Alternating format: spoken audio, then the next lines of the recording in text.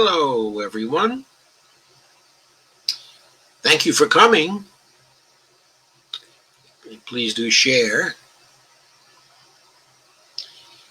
Well, that was kind of interesting. Hi, Margot Shepard. Hi, Kay. Hi, Dale Weaver. Hi, Carmen. You have the Wi-Fi extender tonight. That's great. I'm fine, Carmen. How are you? Steve says, poor boys are just as smart as white boys. And Dolores says, hi, all. Bonnie says, hi, everyone. Dolores says, I was just watching Howie Hawkins' response. Steve says, I'm thinking Trump won. I might even vote for that fucker just to spite the DNC. Please don't. The stakes are really too high for that. Trump is an out-and-out fascist. He will consolidate his fascism in his second term. We will see atrocities we have not even begun to think of yet. He really is awful.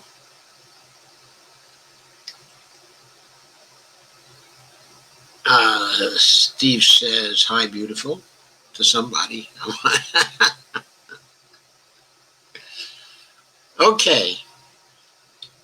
So my impressions, of the debate were,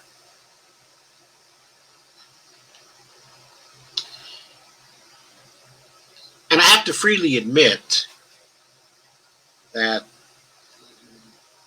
I have biases of a certain kind, and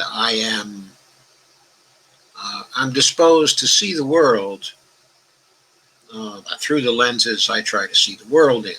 Now, I try to be as objective as I can, of course. I think that probably most of us, at least the ones who come to this particular live stream, do try to be as objective, as they can.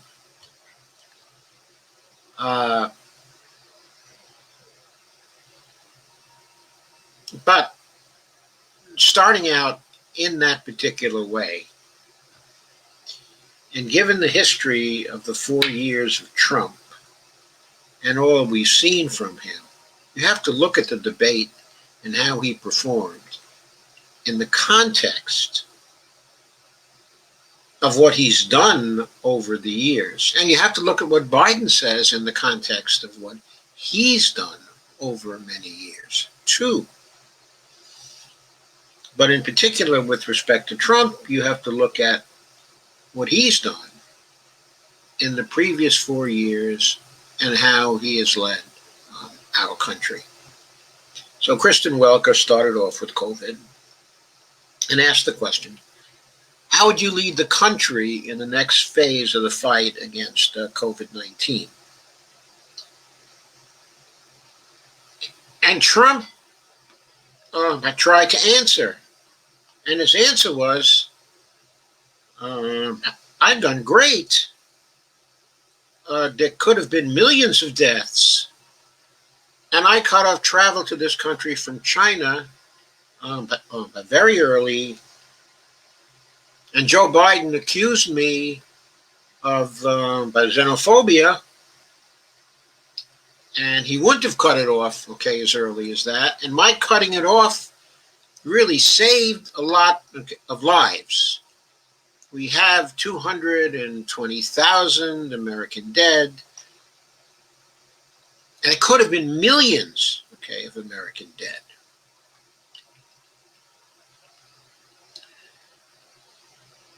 But generally speaking, Trump did not answer the question. Insofar as the answer to the question, he seemed to be saying, we're going to open up. We're going to open up. He didn't say what he would do to lead the fight against the COVID-19 and bring it under control.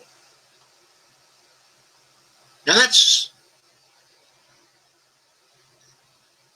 the most important question probably in the whole debate in relation to what the American people are thinking of now. So Biden pointed out there are 220,000 Americans dead. He tried to compare our performance to Europe,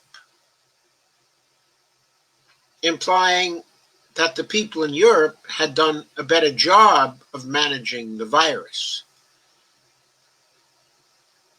As was the case in other debates, Joe Biden didn't seem to have a grasp of the facts of what was going on in other countries. But he was making the general point that we've done badly compared to other countries. And that general point was true.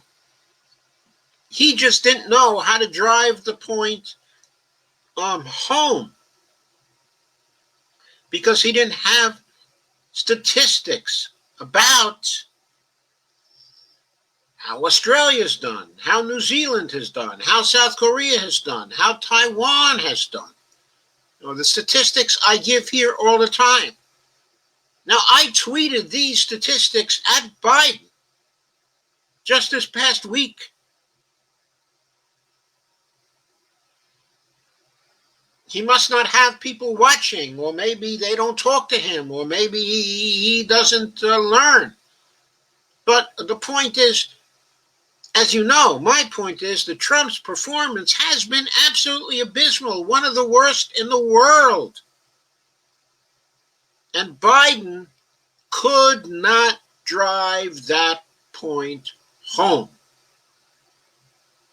That was a big failure of Joe Biden's. I think he beat Trump on this point, just in terms of how did he compare to Trump on this point, because Trump did not answer the question, and he lied about a bunch of things in giving the answer to the question. And his overall lie about how he did was a big lie. And that's the first in a pattern of big lying that characterized Trump in this particular debate. What I want to know is how long are Americans going to let Trump get away with big lies, transparent big lies? His big lie here that he's done very, very well. He's done very, very well comparatively. He's done a really good job, and we've done a great job. That's a big lie. You know that. As a matter of fact, it's a big lie. You who watch the stream know that. You know that we've done 2,200 times worse than Taiwan. Trump says, well, we're a big country. We're a big country. There are very few countries as big as ours, as complex as ours. The ratings that say we've done 2,200 times worse than Taiwan are controlled for population. The measure is in terms of deaths per million. It's controlled for size. Taiwan has 0.3 death per million. New Zealand has 5 deaths per million.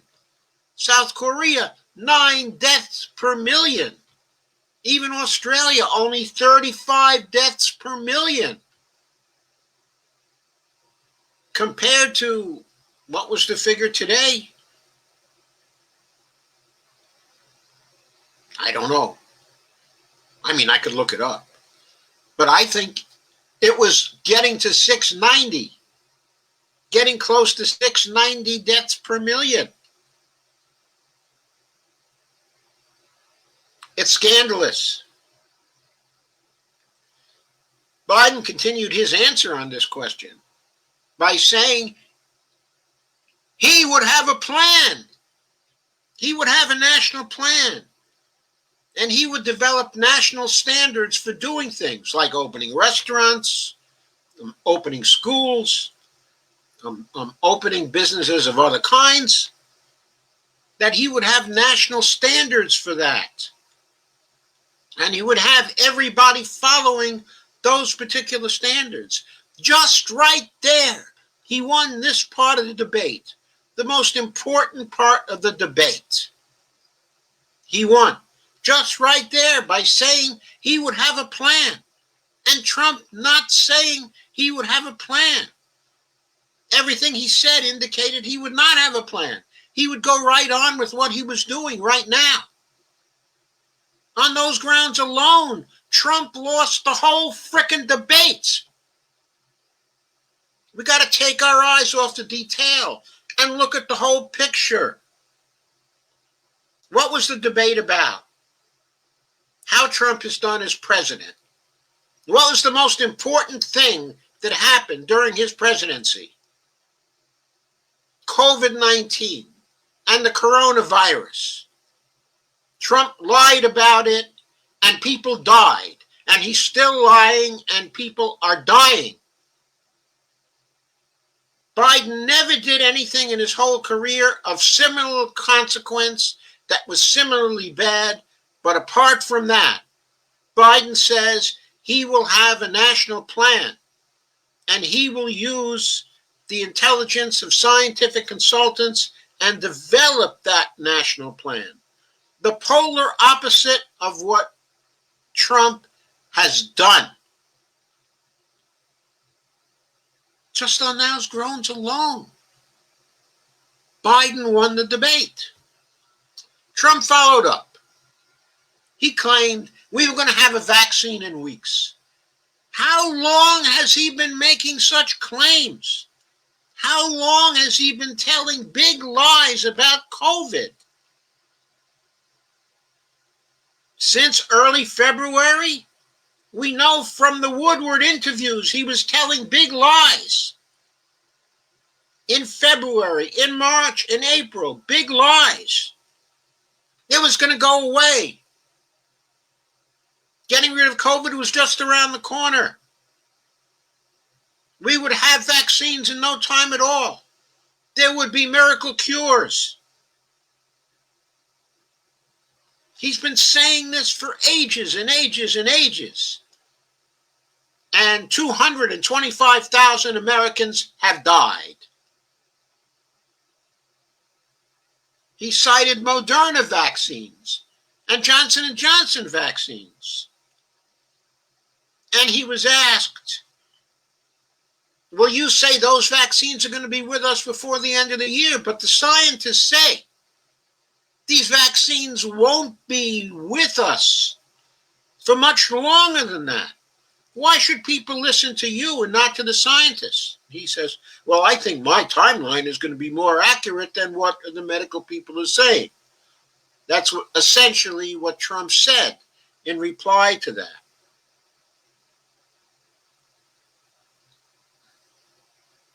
So Biden followed up and he referred to the previous lies of Trump. And he says we're heading into a dark winter and Trump has no plan.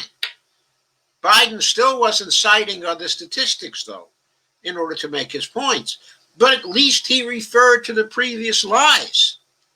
The big lies Trump has been telling right along.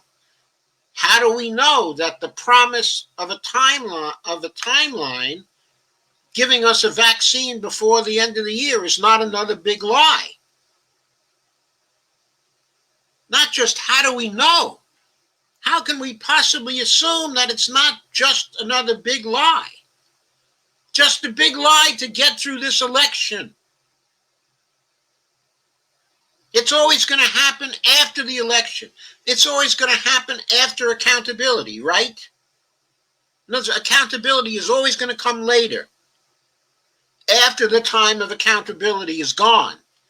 After we can do anything about it. Is Trump saying, if I'm lying about this, you can impeach me in January? Is he saying that?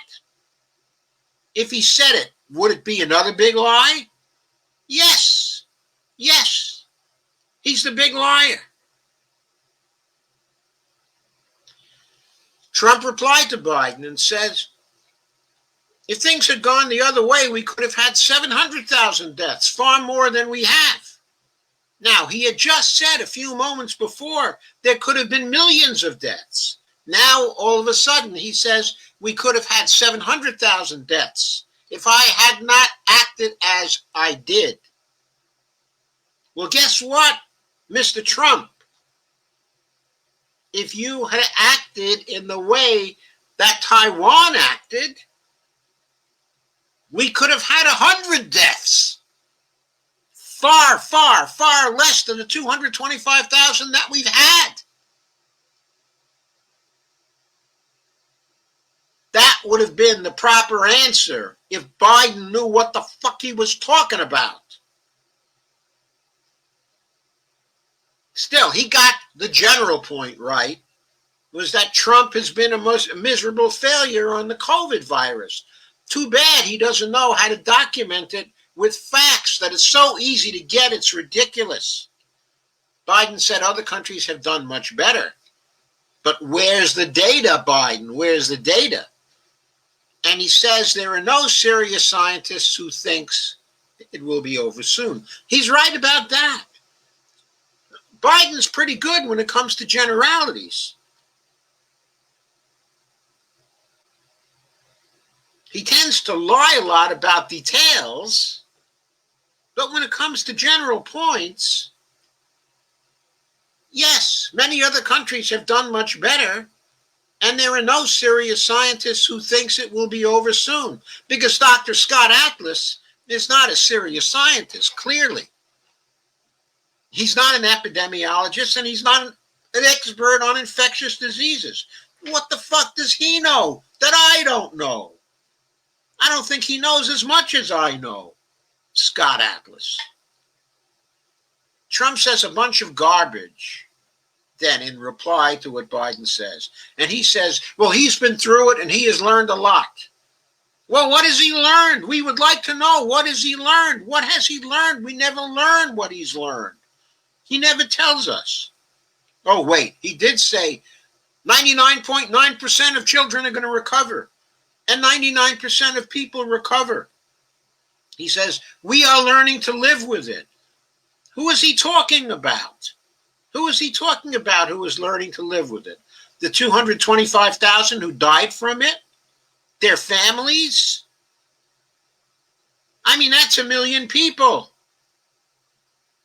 How about the people among the 99% who did recover and who have long-term problems and who will have those problems for the rest of their lives?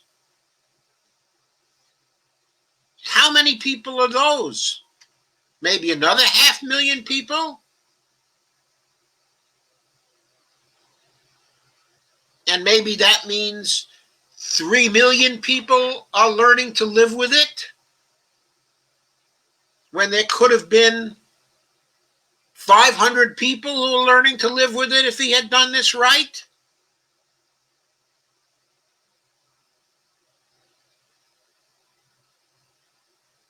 But Biden says we're not learning to live with it.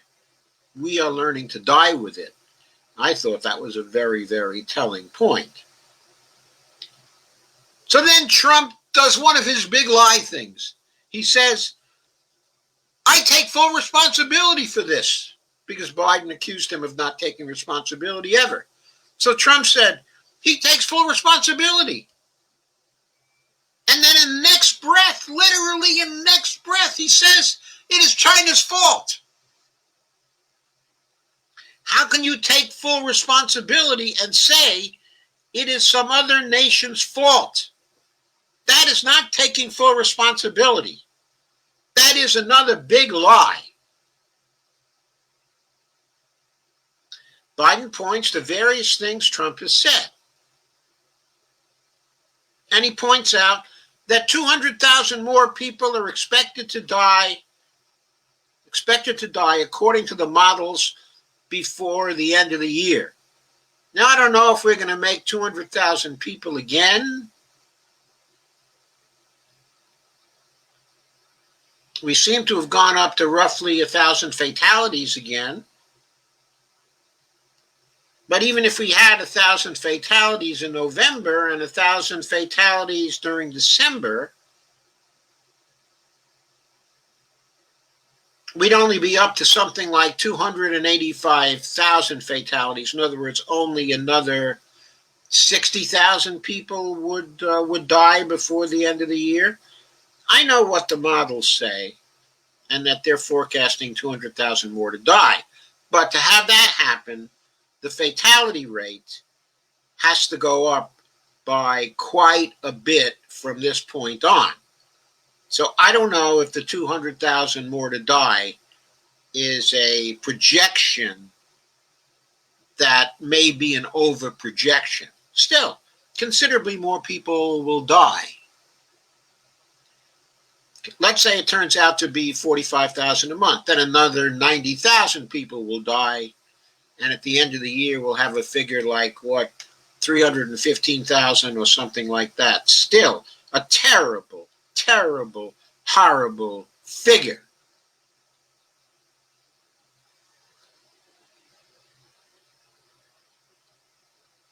Amazingly horrible figure.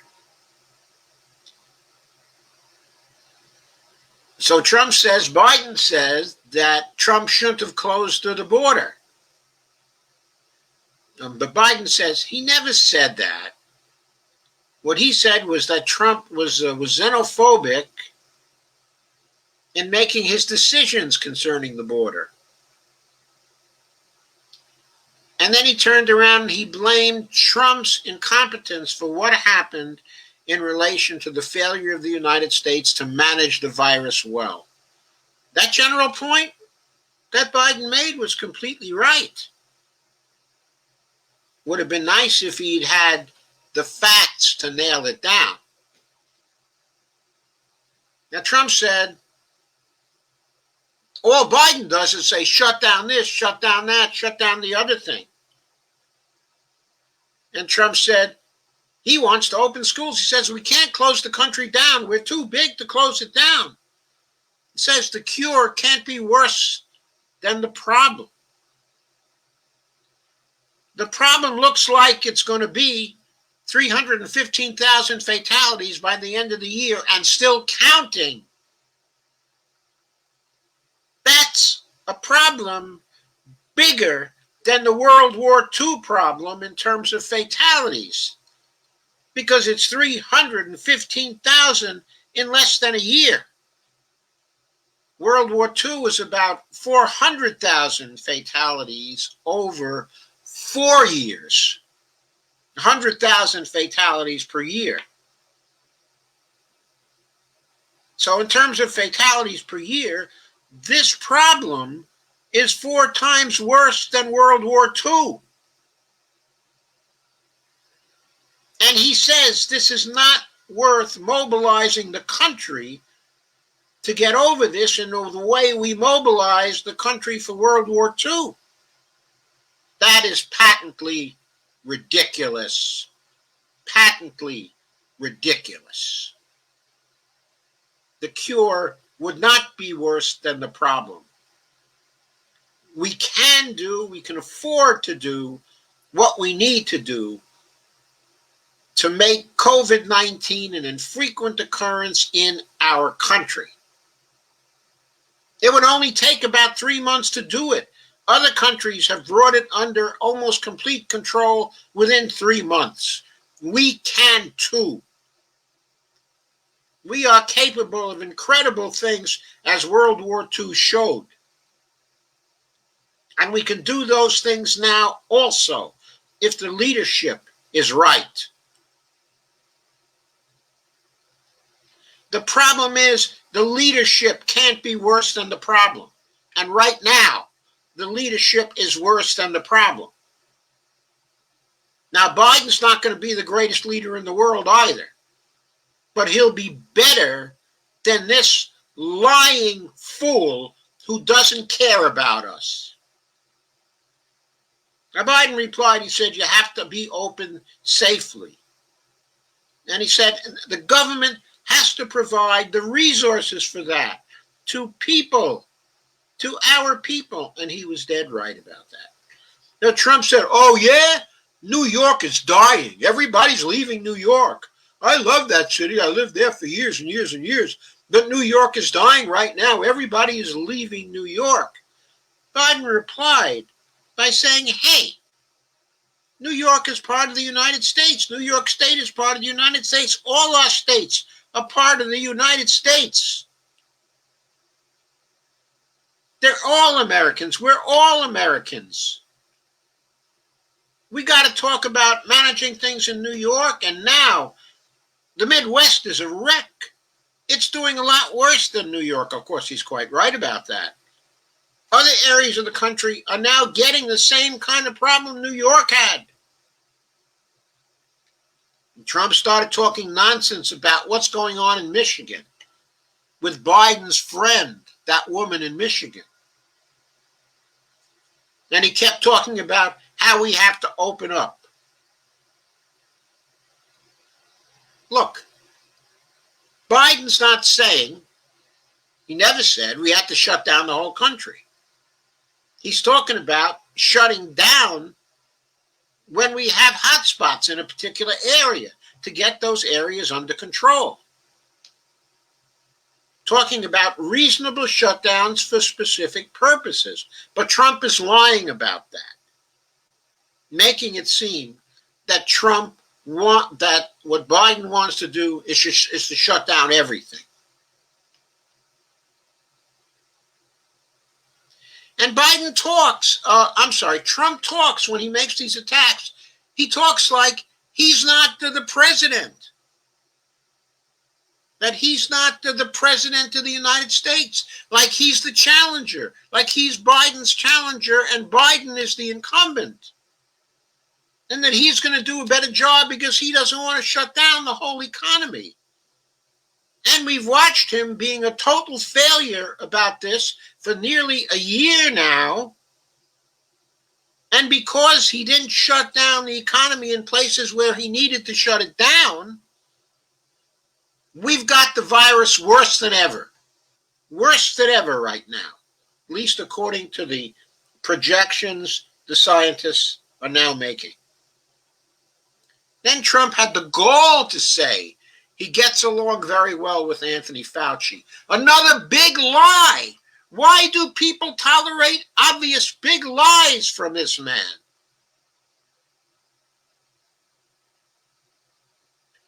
He then said no one knew about masks then, and says that Anthony said there was no need for masks. That's not what Fauci said.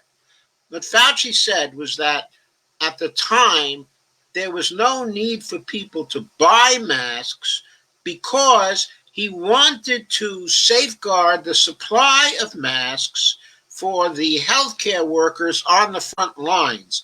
They needed the N95 masks, and he didn't want there to be a run on N95 masks, so the healthcare providers could not get those masks because they had to tend to the sick among us. Now, scientists did at the beginning say that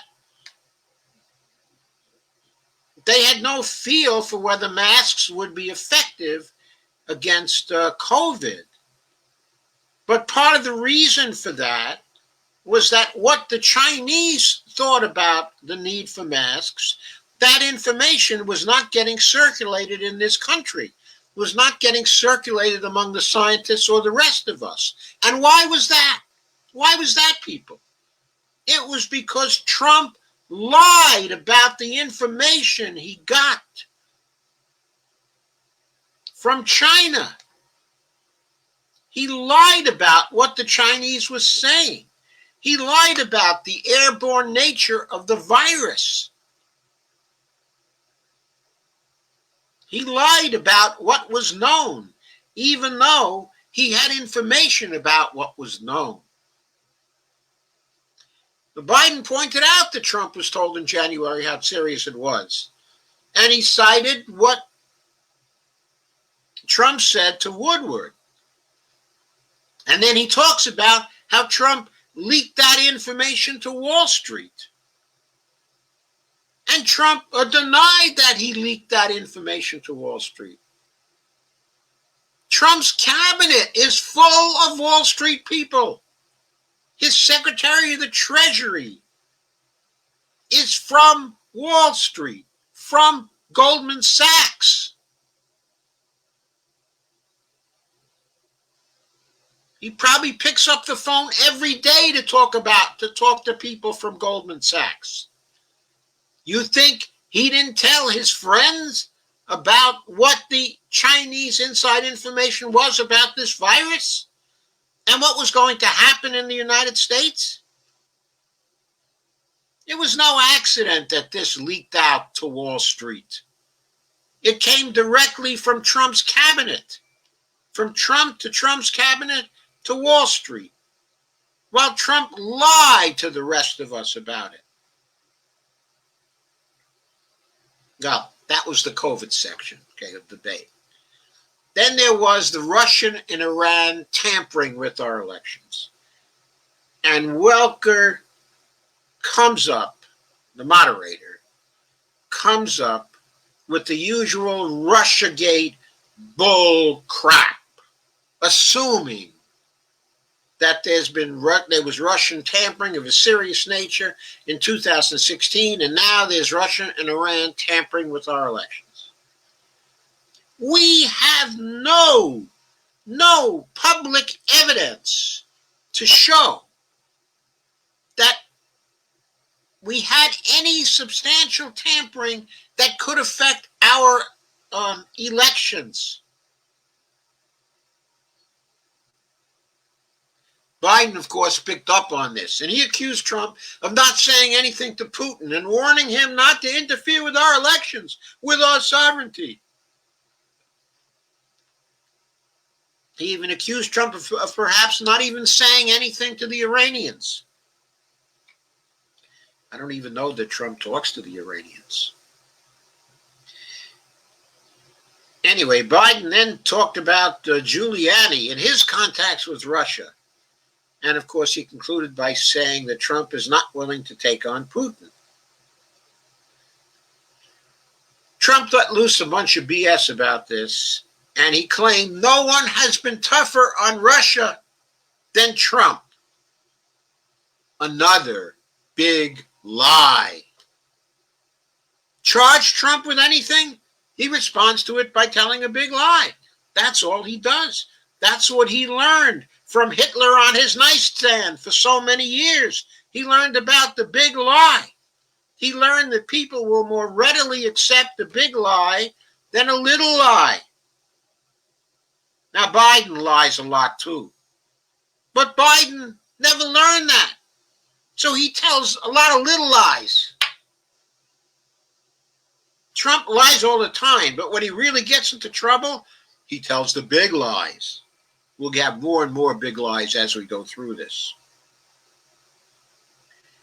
Trump said when Biden was selling pillows and sheets, Trump, was being tough on Russia. Says Russia was paying Biden while this was going on. And then starts talking about the emails, the Hunter Biden emails, and throws out a bunch of vague BS that's very hard to tie down. But you know it's BS because it doesn't really say anything, just a bunch of hints and suppositions and smears. Biden said he wasn't taking a single penny from anyone in any other country.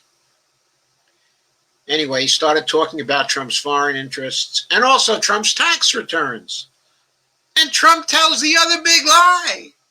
He says, I'm going to release them. I'm working on it with my accountants. I'm going to release those taxes soon. Trump's been saying that for 4 years. Has anybody noticed? Actually, longer than 4 years. He is saying that while he was running. And he claimed that he prepaid millions and millions in taxes for years. And he started complaining about how mean the IRS was to him. Doesn't everybody feel totally sorry for him because the IRS was mean to him? Biden replied and pointed out that Trump has paid very little in taxes, and we know this. Essentially hinting at the New York Times story.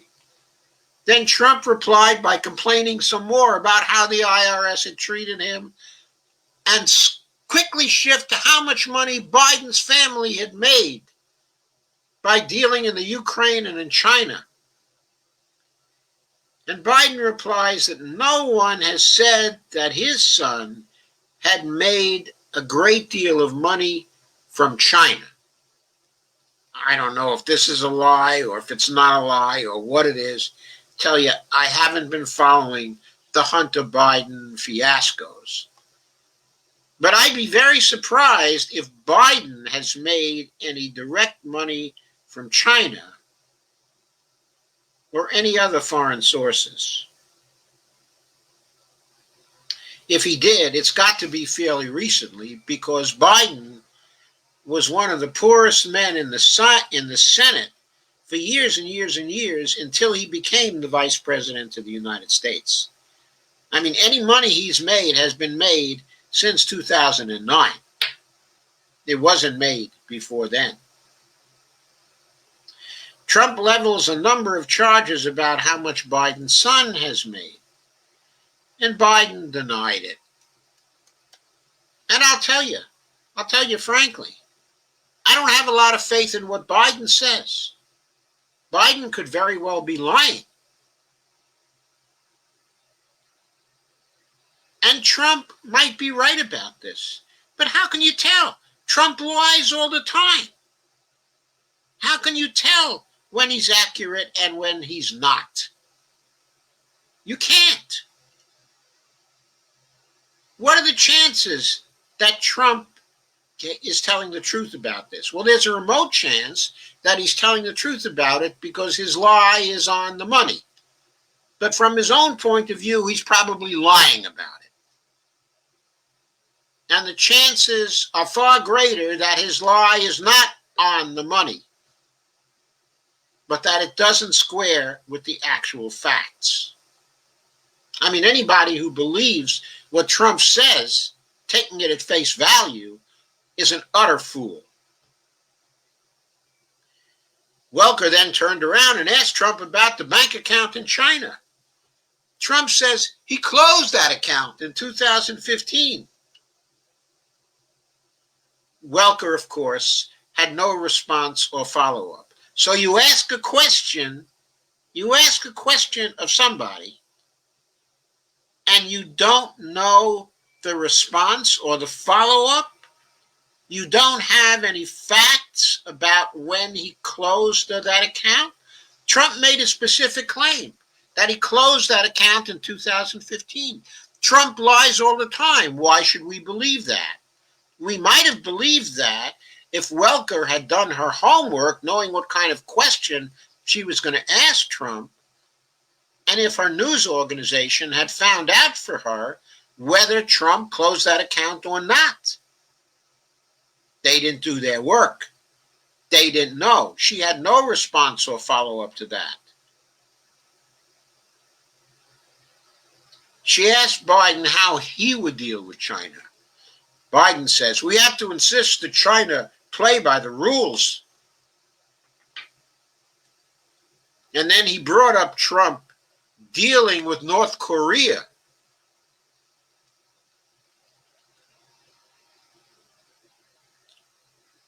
And Kim Jong-il in North Korea. Then Trump, in defense, started talking about Hunter's emails and lying about Hunter's emails. Or most likely lying about Hunter's emails, because he lies about everything. Biden starts denying what Trump is saying concerning how well Hunter has done in China. And then he shifted around and says, look, Trump, we have to start talking about the families of the people who live in this country, not your family or my family. The people who live in this country are not so concerned about your family or my family and how we're doing, which of course at one level is an attempt to distract, but at another level it's very valid. The people listening to the debate are concerned about their families and how their families are doing. and how they're going to make rent next month, and how they're going to get food next month, and how the stimulus bill is doing. Is there going to be one or is there not going to be one? Whether Hunter Biden is totally corrupt, whether Trump is totally corrupt, whether Biden is hiding what Hunter Biden has done is nowhere near as important to these people. It's about what's going on with the stimulus bill, right? Welker then asks about North Korea and new rockets tested by North Korea. Trump says, we did not get into a war with North Korea. I have a good relationship with him. Biden was asked how he would contain North Korea. Biden answers with a bunch of BS. But he's more convincing than what Trump has been saying. Biden says he's seeking a nuclear-free zone with North Korea. Now, I don't know how he expects to get that. He's not getting a nuclear-free zone with North Korea in the absence of ironclad guarantees that we will never attack North Korea once they give up their nuclear weapons. And I don't think Biden's about to give those kinds of guarantees or to construct a mechanism for enforcing them. But then Biden said something somewhat compelling to those who studied history. Biden said to Trump, listen, we had a good relationship with Hitler until he started invading other countries just before World War II, didn't we? Trump just ignored that. He had no answer for that. But it's a relevant question. It's a relevant question when we're talking about that area of Asia. Trump says, Obama Biden left him a mess with North Korea. Well, I don't know how big a mess it was, but certainly he was right about Obama Biden leaving him with issues with North Korea. I don't know how serious the issues were. I think Trump was starting to drift towards a big lie with that. But I guess it's not too far to say Obama Biden left him a mess with North Korea. There were issues to handle. Welker then brought up Amy Coney Barrett and the threat to the ACA. And Trump said he's gotten rid of the individual mandate and he's tried to run the ACA as well as he could, even though it is lousy, even though Obamacare was lousy. He said he will always protect pre-existing conditions. I don't even know what he means by that. I think what he means is he will always protect the people who have pre-existing conditions. And he then he gave a lot of BS and vague generalities about what he would do.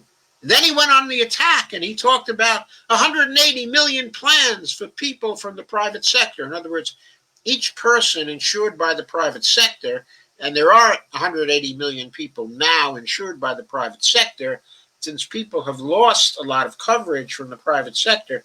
I believe it's now down to nearly 160 million. So he exaggerated by only 20 million. What's that between friends, right? That's sort of like a Biden little lie on the scale of lies, the kind of lie that Biden tells. But he talked about 180 million plans as if there were 180 million different plans for people, each individual's plan supposedly different. So after he said that, Welker gave up on him and went on to Biden and asked Biden about health care. Biden went back to the public option trick sparkle pony. And the usual line about that, which is, that will help us pay less because we'll get competition between the public option and the private sector. This is also BS. Arguments like this were dismissed during the debate of 2009 and 2010. Believe me, it is total BS. The trick sparkle pony of the public option is not going to work. There's only two things that can happen to the public option. Either the public option will do nothing and will be run into the ground by the private sector competition, or alternatively, the public option will drive the private sector companies out of business. But the whole point of the public option is not to drive the private companies out of business, but to give people better prices. That's not going to happen unless they create a particular kind of public option, and that still won't happen forever, even if they did. And the Democrats have never contemplated creating a public option that will cover the number of people it has to cover to make the public option stable and make the private sector companies honest about pricing. Biden and Nancy Pelosi and people like that are not prepared to create that kind of public option. The maximum they will do is the kind of public option they first proposed back in 2009, which would have covered only 10 million people, a trickle, and wouldn't have given the private sector a bit of a problem.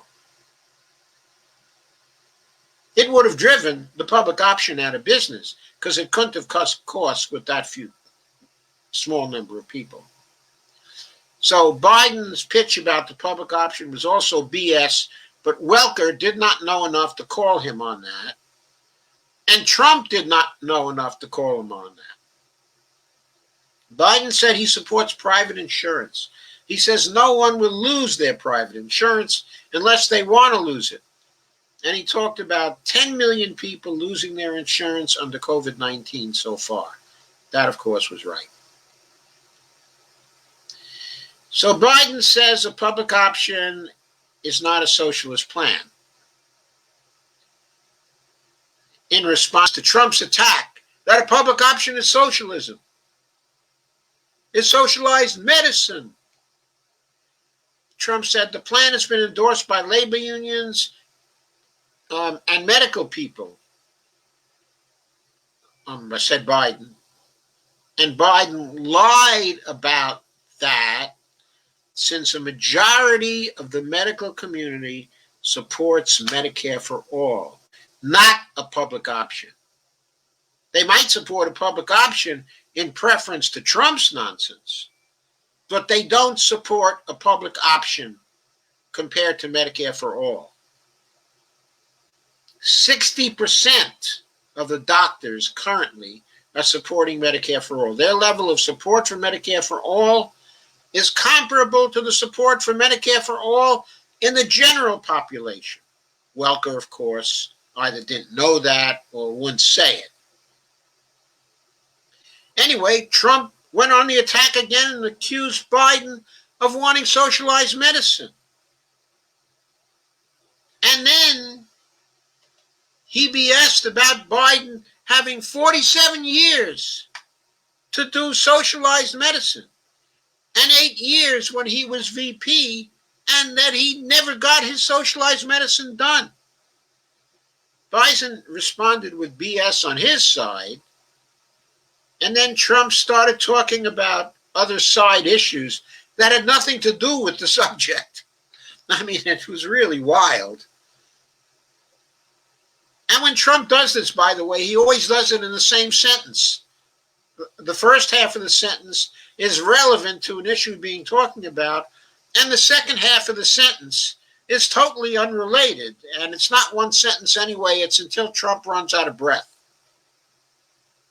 Trump is a master at baffling people with bullshit. But Biden talks about Trump bullshitting when it comes to Medicare. And he was on the money about that. Trump was lying about what was going on with Medicare. And Biden pointed out, of course, that Trump was trying to drain the Medicare trust fund. And then Biden, of course, talked about the lie that if the trust fund was drained, there wouldn't be any way of paying for Medicare, which, of course, is a lie, as we know.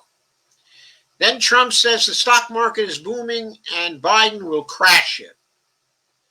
Biden replied by saying, working people and he mentioned the town where he came from, says working people don't have stocks in this town. And so Trump started talking about 401ks. I didn't hear Biden reply and say, well, they don't have 401ks either. But, of course, the relevant reply was the stock market may be booming because of the CARES Act we passed and the money cannon that was passed for the large companies. However, the stock market is starting to crash now because there's no stimulus bill. And what are you going to do about the stimulus bill? And the other thing that he might have said is that, and furthermore, Mr. Trump, Wall Street is supporting me right now, as you very well know, because my coffers are booming with contributions from Wall Street, and you are running out of money because you can't raise any significant amount of money from Wall Street anymore, because Wall Street knows very well that the economy is going to do far better under me than it would do under a second term for you. That's the way he should have replied on that. But of course, he didn't. Then Trump starts talking about taking over the House and starts complaining about Nancy Pelosi blocking the stimulus bill. And Biden asked, why isn't Trump leading? Biden was asked by Welker, at this point, why wasn't Biden leading his own party in order to pass the stimulus bill? And Biden talked about the HEROES Act. He said, look, the stimulus bill was passed by my party many months ago in the House. And Mitch McConnell has been blocking the stimulus bill since that time.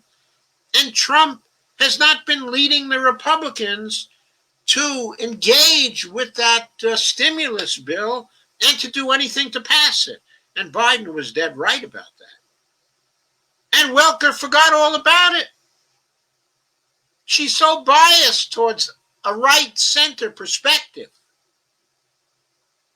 that she overlooked that Pelosi stimulus bill has been sitting out there since the end of May.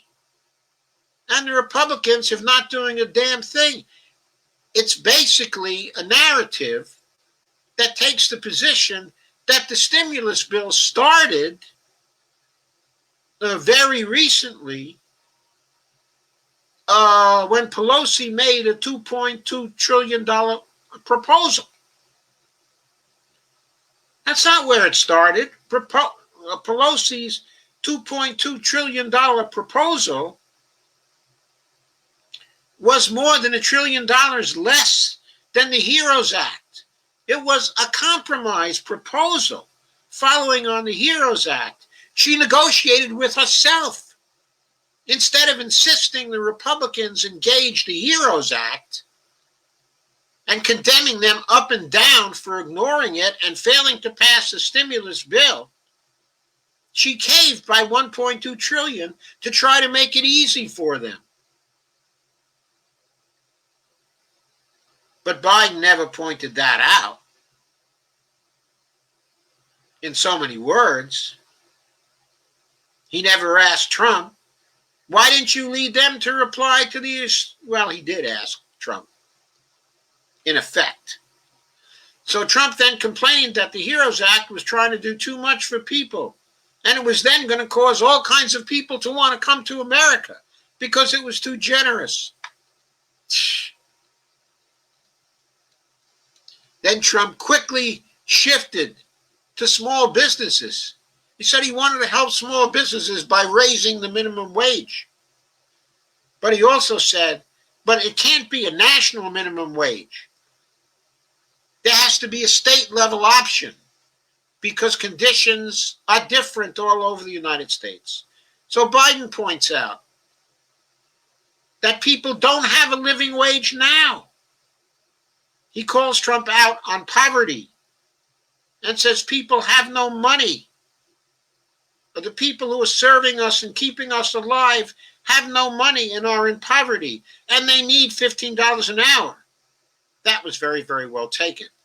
But he should have gone further, and he should have said, look, you're right about the minimum wage needing to vary from state to state because conditions are different going from state to state. But that's no reason why the minimum wage law can't be a national law. It can be a national law that even goes below the state level. It can be a national law which has a minimum living wage in the poorest place in the United States and which gets cost adjusted for every other jurisdiction using the CPI that varies across all the local jurisdictions of the United States. That's how the minimum wage should be varied, and it can be varied easily by a formula that involves a cost adjustment that national statisticians can make. And what we ought to do is start at $15 an hour. That should be the minimum wage in the poorest area in the United States, and it should be cost adjusted upward. So in a place like New York City, it might be $29 an hour or $30 an hour, whatever the appropriate adjusted level is for the minimum wage. That's how he would have replied if he knew anything. But of course, he doesn't know a goddamn thing. Trump starts talking about people coming here and points out that he shifts to immigration. He says he didn't create the cages. The Obama-Biden administration did it. Trump says they built the cages, not us. And I think it's true that the first cages,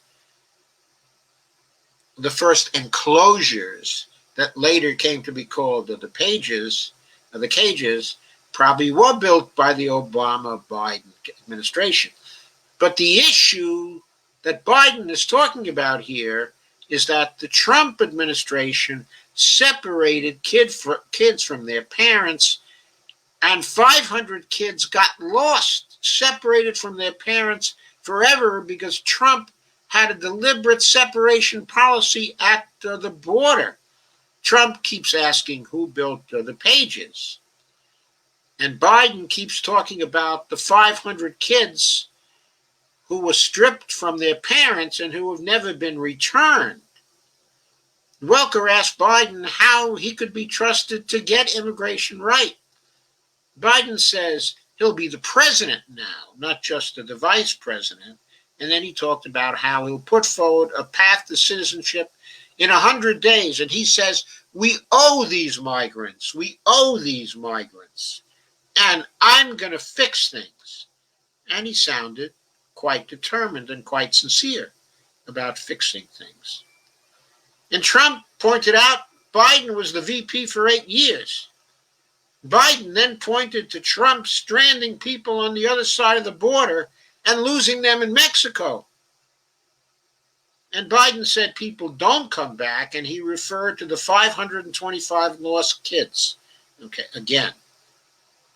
To me, Biden got the better of that exchange. Much the better of the exchange. Welker raised the problem of police targeting kids based on the color of their skin and asked whether Biden understood why people have to have the talk with their kids. They to talk about how to act when the police stop you. Biden answered that pretty well and cited his daughter, who's a social worker, telling him about the real experiences of people of color, the real experiences of people with color. And Biden seemed to be speaking pretty convincingly as if he felt for people experiencing systemic racism. And he really sounded sincere about that. He sounded like he understood something of the experience and that he was empathetic to that experience. Trump was asked whether he understood, and he said yes, but he didn't give any sort of indication of how he understands or emotional attachment or anything else. But he immediately started talking about the 1994 crime bill, Biden's crime bill, and then said no one has done more for the black community than Donald Trump. Now that was another glaring example of a big lie. Another instance of what Trump does. He talked about liberal people, who they are, he never said, crying in his office. Then he talked about opportunity zones, which have done nothing for the black community, as far as I've heard, yet. At that point, it really drove home to me that Trump is a constant practitioner of Hitler's big lie. Of course, he was right about talking about the crime bill and all its deleterious effects. He was right about that.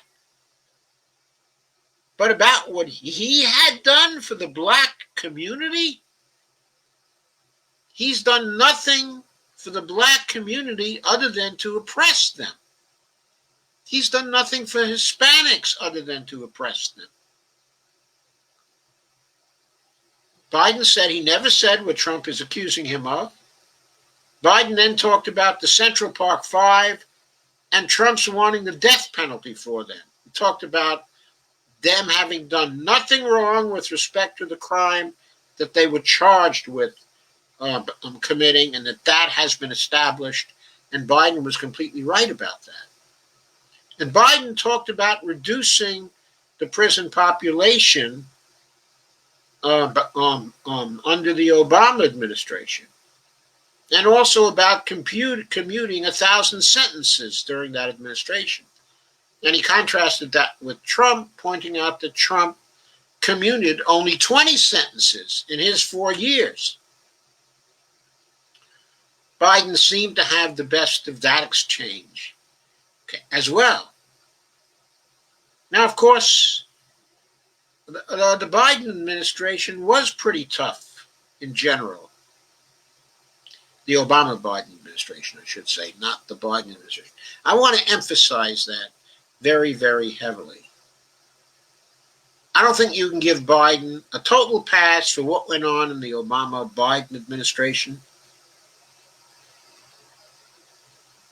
Certainly not with respect to the TPP, where he was actually helping to negotiate the TPP. But he wasn't making all the decisions in the Obama-Biden administration. He wasn't doing the planning. He wasn't responsible for the overall vision. And Trump, who's the president now, and who's done nothing in 4 years, is trying to accuse Biden of being responsible for the problems we have now after 4 years of Trump.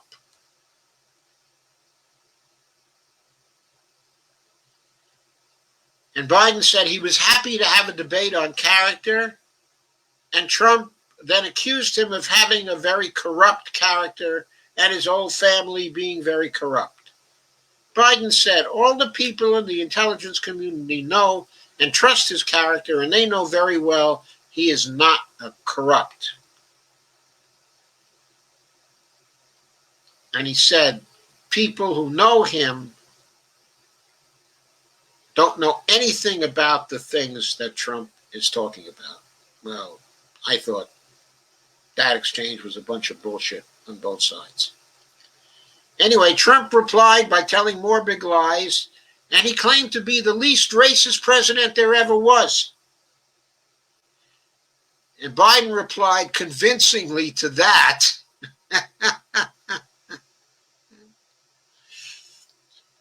Trump came back and said he never said he was Abraham Lincoln. as Biden seemed to be claiming, and Trump instead said he had claimed he was the best since Abraham Lincoln. Well, first of all, I know that Abraham Lincoln freed the slaves. And that, of course, was a monumental thing he did for black people. But it's also well known that Abraham Lincoln was a racist who believed that blacks were inferior to whites.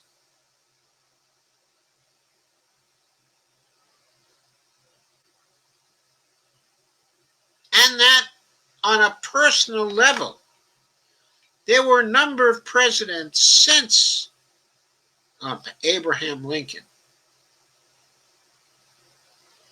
who have treated black people far better than Trump has.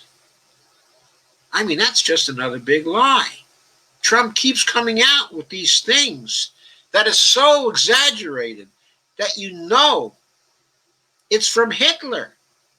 You know it's about people not believing little lies, but maybe they'll believe a big one. So let me tell the biggest one I can tell. And he thinks about what is the biggest one he can tell. That was on display in this particular debate. Biden was asked about his record on crime and sending people to jail for drugs. Biden said he supported a bill that 100 senators voted for, and it was a big mistake. Biden defended the Obama-Biden administration, but he never said, and he made the mistake of never saying, that he was never the president in the Obama-Biden administration, and replying to Trump by saying, and you are the president right now, and what have you done? Trump attacked again, saying Biden had 8 years. Biden needed to say that he wasn't president, but instead he said, we had a Republican Congress, and that's why we could not fix it. Well, there was something to that. But it would have been much more effective to have said that secondarily and primarily to have said, look, I was not the president. I could not set a priority to make that right in the Obama-Biden administration because it was up to President Obama to set the priorities. And then he could have further said, when we wanted to do something about it, we had a Republican Congress, and then it was too late to do anything about it. Of course, he then might have had to say we had a Republican Congress because we fucked up the stimulus bill and never passed the Medicare for All bill. Then Trump told another big lie. He says, we have had the best carbon emissions we have had in many years under his administration. That's clearly another big lie. If there's any truth in it, it's in spite of all the things he has done to deregulate carbon emissions in his administration. Then in the same sentence, Trump starts attacking the Paris Accords, and he talks about how filthy Russia and China are compared to the United States. Biden asked about the climate, and when he was asked about the climate and the environment, he started talking about his plan and creating millions of jobs, and that we have only 8 to 10 years to turn things around. That's the first time I heard him say that he felt it was important to turn things around in 8 to 10 years. We got to remind him of that when he becomes the president. You said we had only 8 to 10 years to turn things around. You got to spend a lot more than $2 trillion over 4 years to make that happen. You got to start spending $2 trillion a year for the 10 years to even come close to make that happening. Anyway, Trump started lying again, and then he started attacking what he called AOC plus 3. He says your climate plan is AOC plus 3. And then he started attacking Biden's plan with nonsense. And that was the first bit of nonsense, AOC plus 3. I have to admit, Trump has a real talent for knocking reasonable proposals down with nonsense, with just jibes, with nothing factual. He listens good to the talking points of the right wing. He can spew forth an incredible amount of talking points in just 2 or 3 sentences. Biden replied by talking about all the endorsements for his plan and the support of Wall Street for it. He talks about that there's going to be a lot of good paying jobs for solar, that those jobs are going to go at $50 an hour. And Trump said, I know more about wind than you, Joe Biden. And then he delivered many of the right-wing talking points against solar and wind in just a few sentences. Then he defended the oil industry. And Biden pointed out he had ruled out banning fracking. And Biden then said, we'll capture the emissions. So he's talking about the technology for capturing emissions. I know about that particular technology, something about it, and I know it's going to be hard to implement and likely, it's not going to work, and that we're probably just going to have to ban fracking, Joe.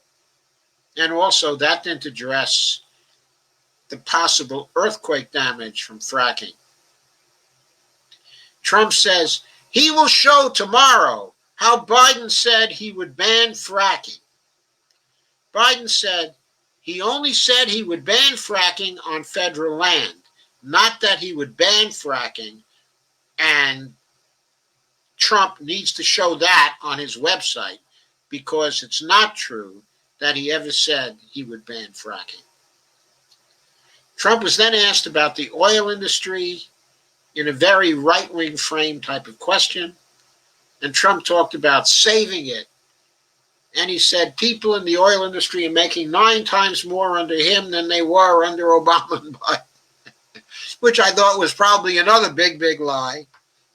But I didn't have the statistics at my fingertips for that. I said, oh, that's a big, big lie. Another Hitlerian lie.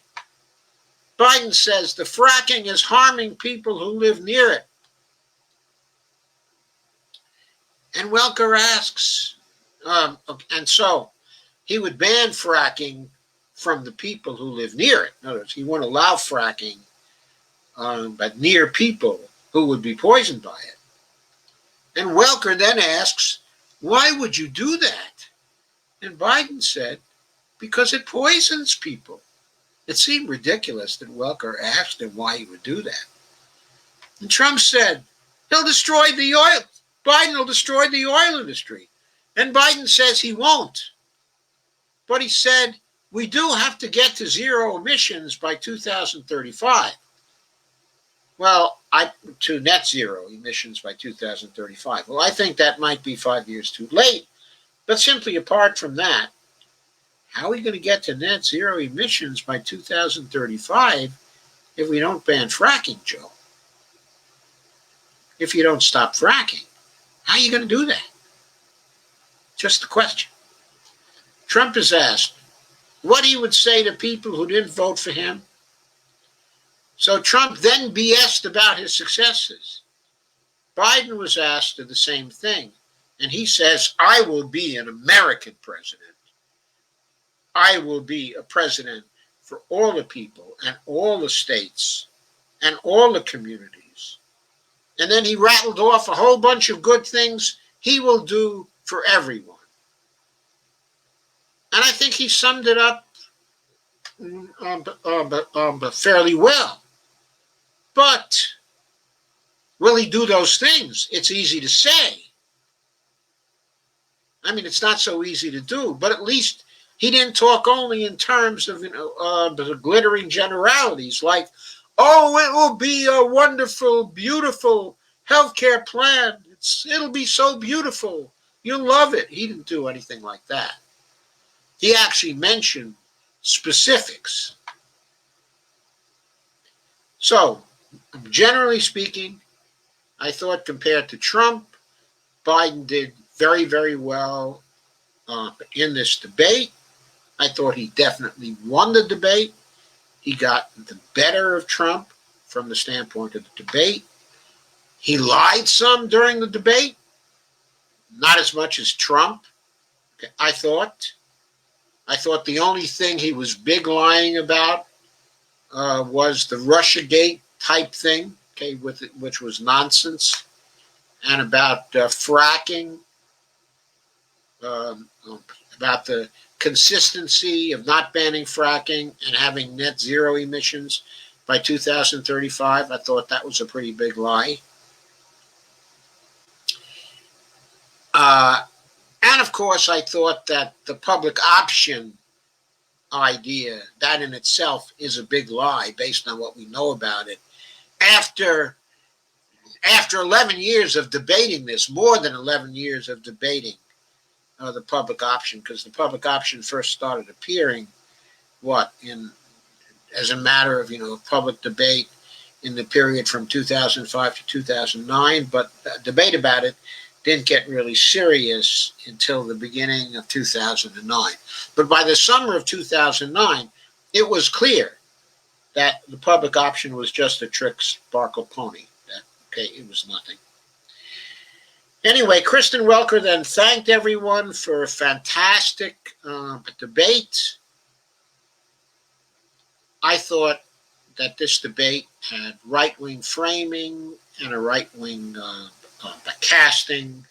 I thought it was deficient in not having enough of a future orientation, but at least it discussed climate change and what people would do about climate change a little more deeply than some of the other debates. Seemed to take it seriously. I thought Welker, as a moderator, handled Trump far better than the other moderators did. That she was much more effective also with talking over Trump when she needed to talk over him and when she needed to change the subject. She was able to get him off one subject and onto other subjects when she wanted to. And that was important. I thought she had much better control of the debate. I thought this was Biden's, this was the better of the two debates from the standpoint of Biden's performance. I thought it was the best debate he had all year. All year. Far better than any of the debates in the primary.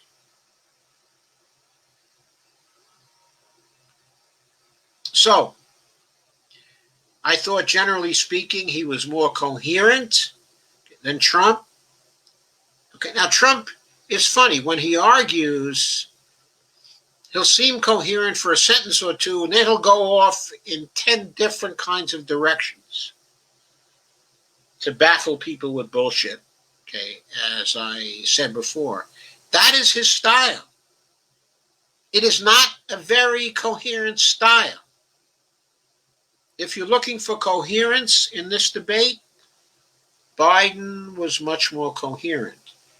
If you're looking for revolutionary policies, for really progressive policies, Biden failed to produce them, but was on the edge a few times. Trump has no policy agenda. He just has bullshit. That's all he has. He's evidently incapable of thinking through a policy agenda or committing himself to a policy agenda. He makes very generalized kinds of promises about big and beautiful this and big and beautiful that. And he lies constantly about what he's going to do with respect to certain issues, like when he's going to release his taxes, or when a vaccine is going to occur, or when we're really going to get past COVID in his best estimation. He's been lying about that from the beginning. He lied about it in the middle, in the summer. He's lying about it now. He lies and people die. And that's the way I'll summarize my reactions to this particular debate. I will now turn to your comments. If you are still here, I guess there are 13 of you still here, so that's about pretty good.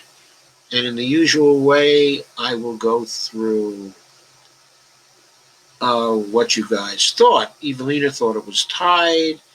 Jennifer Victor says, no way, viruses that are airborne are uncontainable. Well, if you have a vaccine that works, they may be containable. I don't have comments before 11:34. I don't know why. That's StreamYard again. So I'll go through the comments from 11:34 on. Steve Wolfbrand said, hey, Vickers, I think Trump won as well. Well, we will see. We will see in the opinion polls when they come out.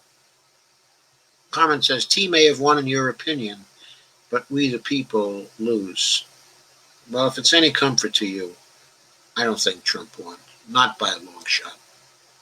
I mean, that kind of bullshit is not winning a debate. Now, maybe I'm too rational. And maybe the people who saw that would think that Trump somehow sounded more plausible. But I think that given the history of lying by Trump for the whole of his administration, people are aware now he lies. He might have won a debate among the 35 to 40% of the people who believe everything he says, if there are as many as that. I'm still not sure there are as many, as that. But his lies have got to be wearing thin on people when tomorrow comes and what he says is going to happen never happens. But Jennifer Vickers says we always lose. That's why we got to keep fighting, because we'll lose,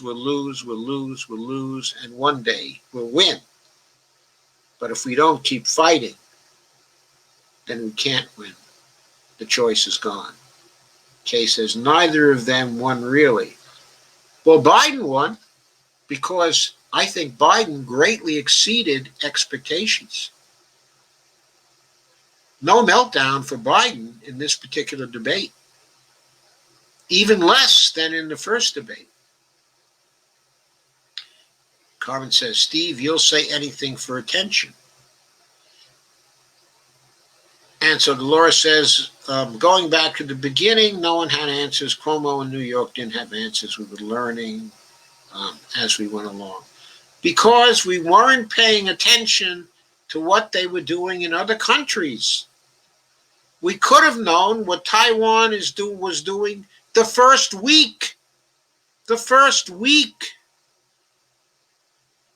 We have contacts in Taiwan, close contacts. The healthcare system they use is patterned on our Medicare system, extended to the whole population, with extremely low copays and deductibles. And you can see any doctor you want. Our advisors designed that system for them. People from our think tanks. We have friendship ties over there, close contacts over there. Cuomo should have been watching what South Korea was doing and what Taiwan was doing and what New Zealand was doing. And he should have done similar things. And he did. Cuomo muffed it also. Maybe he didn't do as badly as Trump on a national basis, and I think undoubtedly he would have done better if he had been the president at the time, because he certainly would have listened to the scientists a lot better than Trump did. But we have a thing here. We don't look at foreign nations. We're always assuming we know more and that their experience is not relevant or not as good as our experience and our hunches.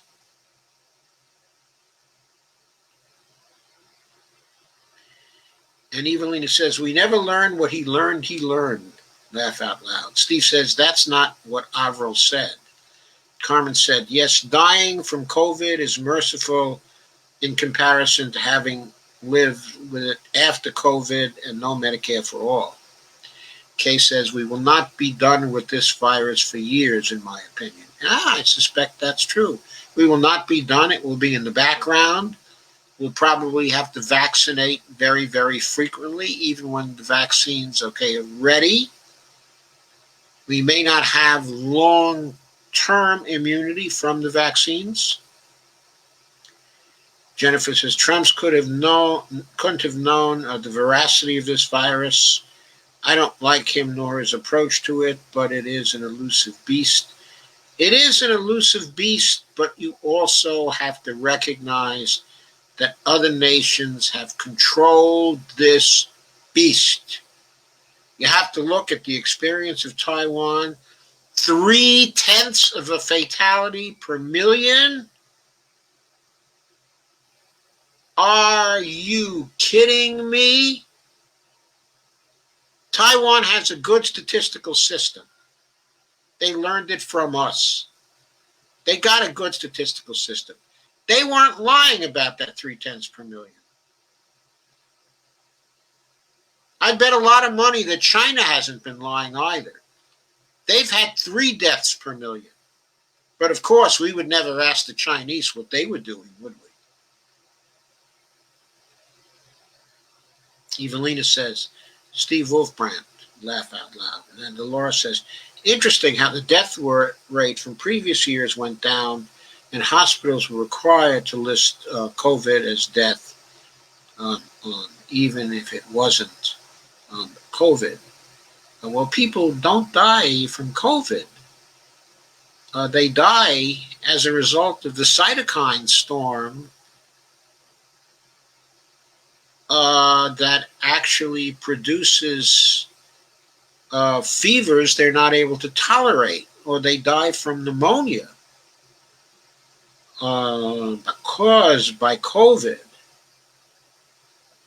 I don't know what hospitals were required to do, but I do know that the estimates, if you compare the death rate from previous years, if you compare the number of deaths from previous years to the number of deaths we've had this year, then last time I looked at that particular statistic, the COVID statistic was at something, the COVID death figure was at something like 180,000. And the differences in deaths from previous years was somewhere around 275,000. So clearly, the deaths attributed to COVID were underestimated here, not overestimated. Jennifer Vickers says, you can't blame the public's choice to not mask on Trump. Yes, you can, because Trump insisted on going around without masks all the time. It was clear by April. It was clear by April that masks made a difference. The Chinese knew it in January. They told us in January. They told Trump in January. But it was general knowledge by April that masks made a difference because the virus was to some degree airborne. I was following John Campbell every single day on this at that time. He was giving us the scientific findings constantly.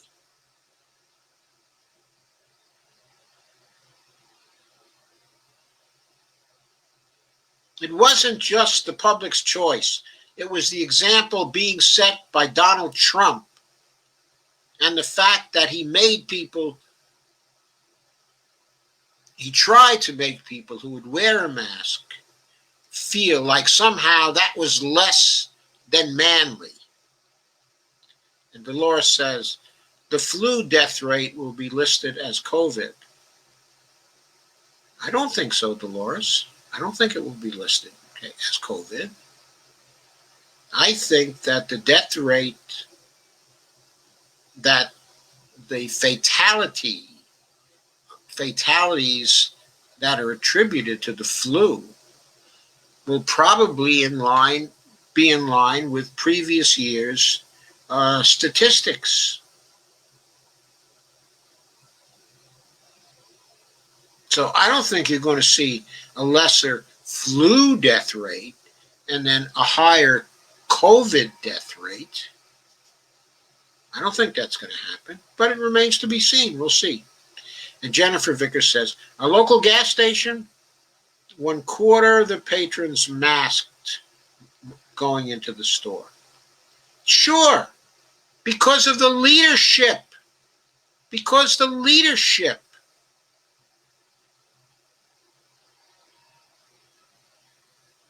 As late September, Trump is holding a super spreader event at the White House where very few people are wearing masks because everybody feels like a sissy to wear masks.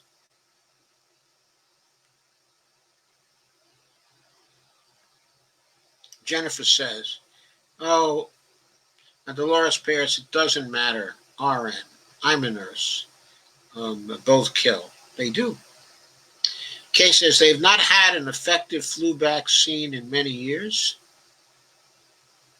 Well, do you really think that's true?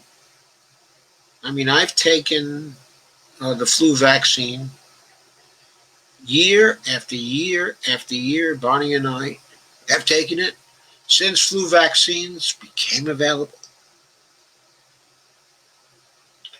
I've never once had the flu or any illness that was anywhere near as serious as that. Steve says, pretty much everyone in LA is wearing masks. Pretty much everyone here is wearing masks when they go into stores because the stores have been making it mandatory to wear masks. That's true. The gas station. And we have our macho service people in gas stations who don't want to wear masks. That's true. And we have that here. None of them are masked when you walk in. I wear my mask anyway. Carmen says the facts would have been the cherry on top for Biden. Well, evidently, he needed the cherry on top because many people here think that Trump won the debate. Jennifer says, Kate Clark Ryan, truth, and this is an RNA virus. Way more difficult, to develop a safe vaccine. That is the story. And Jennifer says, I don't think the commentator understands this virus. Well, why do you think that, Jennifer? And Steve says, for your information, but Jennifer is a nurse and knows her shit. What don't I understand about this virus? Carmen says, yep, let down for 3 months with plenty of support and screw the Dow. Yep, that's what we needed to do. Jennifer says, Steve Wolfbrand, thanks, Wolfie. Jennifer says, not on T, though I dislike him. It's on the people. Biden will never get Americans to comply if mandated rules go into effect. I'm sorry, Jennifer. That's not true. I remember World War II and what it was like then. And people did comply. They did what the government asked them to do, by and large. It was a matter of patriotism. That's the way it was viewed. It was about the flag. It was about the United States.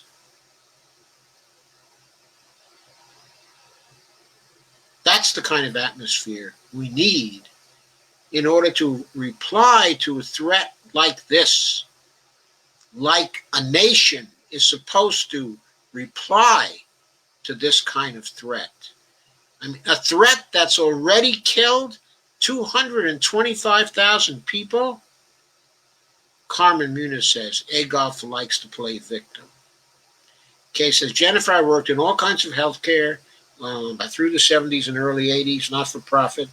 But back then, got flu shots every year because I had to for work. Not the same now under sick care. Evelina Pont said, by far the worst sin was not immediately providing PCE for medical personnel. Yes, absolutely. They were better equipped in other countries. And whose fault was it that the Defense Production Act was not immediately invoked in order to provide the PCE for medical personnel? Who would not invoke that and place it into immediate effect? Who would not start assembly lines at General Motors to produce the PCE? Donald Trump. That's who. Carmen says, people are infatuated with Adolf's faux wealth. That's true. Steve says, Fauci lied about the masks and got many people killed. That's not true. When Fauci said what he said concerning the masks, it was not clear that masks for the general population would protect against the virus. I remember hearing about this stuff in detail from Campbell every single day. The mantra at first was for regular people going about their normal business each day, that masks were not going to protect them, and also please don't buy the N95 masks anyway, because there are people in the medical community who really need them, and the masks are in short supply. That was the line at that time, also being spouted by Fauci. Then the scientific data changed, and people began to say, you should wear a mask. I guess this was about the middle of April. And the story then was, you should wear a mask in order to protect others. It's not going to protect you, but you should be wearing it in order to protect others. And if you wear it, okay, and if everybody masks, then everybody will be protected.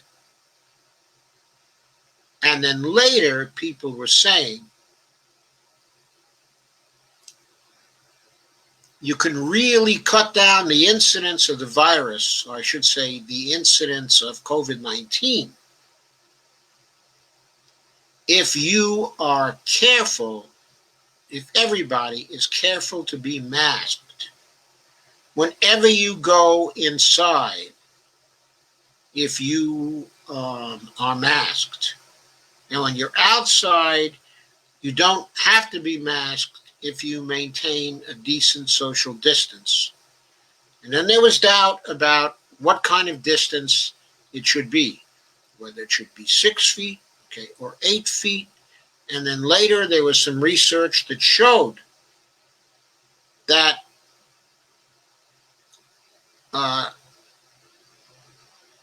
that COVID, okay, at an aerosol, could sometimes give people a viral load at as far as 25 feet away.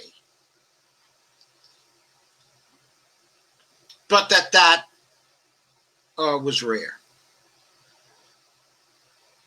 Jennifer said, dude, I was screaming airborne. Yeah, some people were screaming airborne at first, but the scientific evidence was ambiguous at that time. Carmen says that just now admitting COVID is airborne. China reported it in November 2019. And China told Trump at the end of January 2018 that it, okay, was airborne. And but people like John Campbell were reporting on its being airborne As soon as April of 2020. Steve says, stay safe, love. Jennifer says, Carmen Munoz, yeah, that's how viruses work. Jennifer Vickers says, you too. And that's where the Dems lost more credibility. Russians, no one cares. Huh. Evelina says, airborne, okay, to the extent it lingers in the air for a while. That you can be infected by the aerosolization of the virus. Yes. Carmen says, Iran, Russia, always convenient scapegoats. And for some, China is a convenient scapegoat. Evelina says, have to agree there. And Kay says, the GOP interfered with our elections, voter suppression, and their interference is much more significant than any Russian interference, or any Iranian interference. Kay says, they both do. Kay says, very true. Evelina says, China. Carmen says, ARG. And Jennifer says, who cares about his taxes? He's as slimy as all politicians. I care about his taxes. The reason why I care about his taxes is because his taxes have clues to what his foreign interests are. And his foreign interests are very relevant because he has not divested himself of the foreign interests, and some of his foreign policy decisions may be made to maximize his profits in foreign nations, whether those decisions are in the interest of the United States or not. So I care about his taxes for that reason. That's why they've always been very important, because they are clues to his violations of the Emoluments Clause of the Constitution. That's why they're very important. Evelina says, all, don't know if all. Yeah, I don't think all. For example, I don't think Bernie is very dirty. Steve says, it's not BS, Doc. The Bidens are dirty as fuck. They took $3.5 million from Moscow mayor's widow. Steve, I don't know where you got that from. Have you got a link? But if Hunter Biden is crooked and Joe Biden's brother is crooked and someone else in his family is crooked, that doesn't mean that Biden has taken money. And if he did take, let's say Biden, we can show that Biden took compensation of $500,000 from foreign nations over a period of time. And let's say we could find that out by tracing his tax reports or through certain other means. Do you seriously think that that level of corruption is equivalent to the corruption that has pervaded Trump's decision-making and the Trump administration all this time? Steve, if you believe that, I've got a bridge to sell you. And you know what bridge it is. Carmen says, Russia is monetary. I mean, God, people, there's a difference in scale here. The scale is so different that it's a difference in kind. It's the difference between a petty crook and a mafia chieftain. Carmen says, Russia is monetarily invested in the United States and in business with the U.S. Stop falling for McCarthyism. I agree. Russia is monetarily invested, in the United States, and people in the United States are monetarily invested in Russia. That's what happened when the Cold War ended. I don't think at all that the Russians are demons. Jennifer said, same for Biden. Truth, fiction. Just vote Greens so we can get more parties. Now that, I think, is a good suggestion. Just vote Green so we can get more parties, especially if you don't live in a swing state. Vote green. Let's get the Greens up to 5%. Let's get them up to 5% so they can get on the debate stage. Let's give them a shot. Steve says, Doc, you better catch up on the Hunter Biden story. Shit is coming out every day. You're behind the 8 ball. Well, maybe I am. I haven't followed the Hunter Biden story because, tell you the truth, in terms of the scale of it compared to the scale of other things going on, I think it's bullshit. I think it's bullshit. But if you want to send me some links, Steve, I'll be happy to catch up on it. If you got some links that don't come from Breitbart or some other crapola publication, okay, then send them to me. If you've got some stuff coming from the Convo Couch or from Nico House, I'll be happy to take a look. I'm always open to stuff like that when it comes from people who I'm pretty sure aren't lying.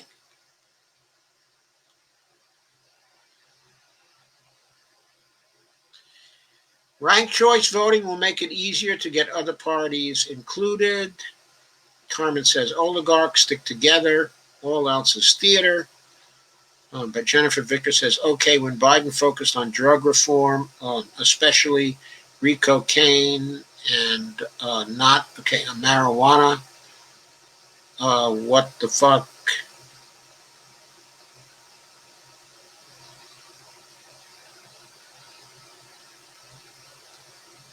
I'm not sure what you're saying there, Jennifer, but okay, I'm sure it's correct.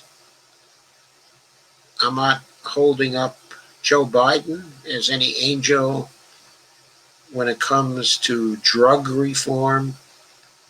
I'm pretty sure he's pretty ignorant when it comes to problems, okay, with drugs. It doesn't seem to me he's very strong when it comes to the opioid crisis. Evelina says, Carmen Muniz, Russian oligarchs, yeah. Evelina Pont internationally too, says Carmen. Steve says, Hunter's former business partner just spilled the beans on the Bidens just before the debate. Get up to speed, Doc. It's a crime family. Well, I'll be happy to read what his former business partner has said. Send the links. Send the links. Give me some linky goodness. Jennifer Vickers says yes, because NK will not invade other countries. NK? Who's NK?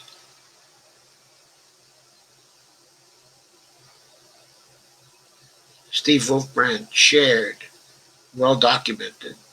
Biden has a very bad record, I agree, but I can't afford to give up my Social Security as it is the only income I have now, and even that isn't enough. NK doesn't mess with anyone. Leave them alone.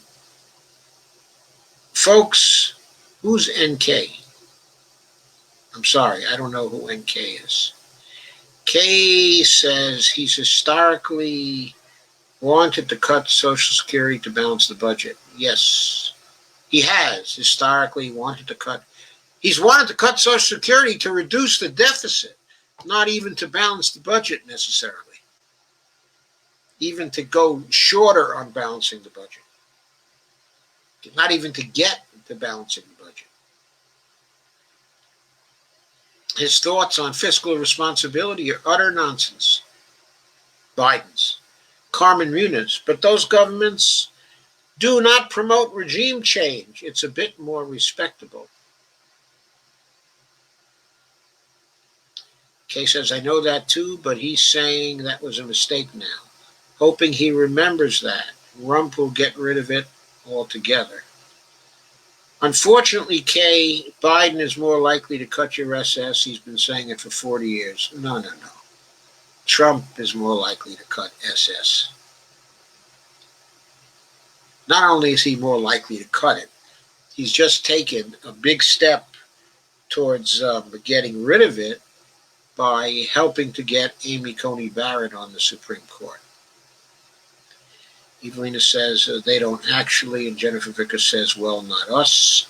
Kay says they have cut, but not wanted to get rid of it like the GOP. The Obama-Biden administration were full of shit when it came to what constitutes fiscal responsibility.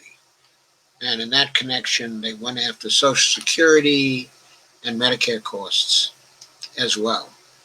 They wanted to cut both. And Jennifer says BSN, Medicare for All. And Jennifer Vickers said they had the House. Fair question. Please be a little more explicit in your comments, Jennifer. I'm not quite clear on what you're saying. Steve Wolfbrand said, I think Hunter's laptop has child porn on it. Shit could get ugly. I remember when the nurses put Bernie on the map because of their support for Medicare for All. I know they must have PTSD from having to watch people die and suffer unnecessarily.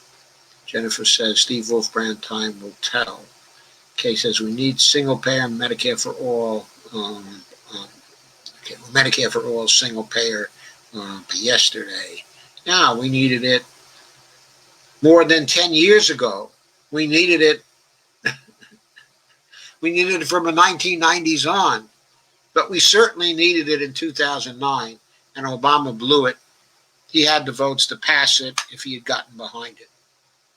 And he would not, because he was a neoliberal swine. Evelina says, Jennifer Vickers, maybe South Korea and Japan, I believe. They must have their reasons. Steve says, and most of us agree, Kay. Carmen says, Dr. Joe, you took good notes. Thanks, Carmen. Steve says, Doc's got a tinge of TDS. What is TDS? And Carmen says, point Biden. Steve says, I got $250,000 in 401k stock. So, yeah, the stock market is important to me.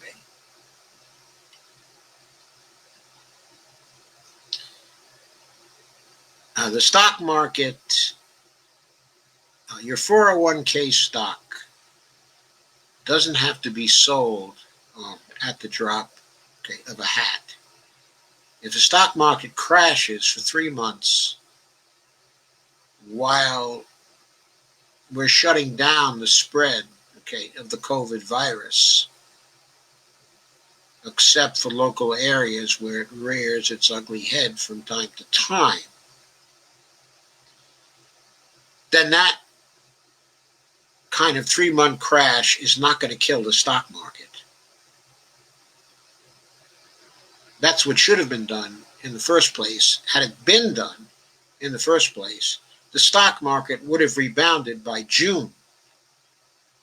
And your 401k stock would have been perfectly safe. And if we shut down in February for 3 months, for February, March, and April, to stop the spread of COVID nearly completely in this country, then by next June, your stock would be up to where it was beforehand as well. Kay says, that's you, Steve, but most of us have zero. But even with Steve, it still makes sense to shut it down and take care of the virus first. That was the way to handle it. That's how other nations have been successful. That's how we've failed. Carmen Muna says, no, that was FDR with the internment camps. Evelina says, hope Biden gets on that right away. Kids need to be with their families. He will get on it, but I don't know whether it's possible to find the parents. They might be years finding the parents. And for some of them, they're never going to find their parents. Those kids are orphans. Steve says, never Biden for me. Well, you have that particular luxury, Steve. You're living in California. And you can stick with never Biden. If I lived in LA, I would be never Biden too.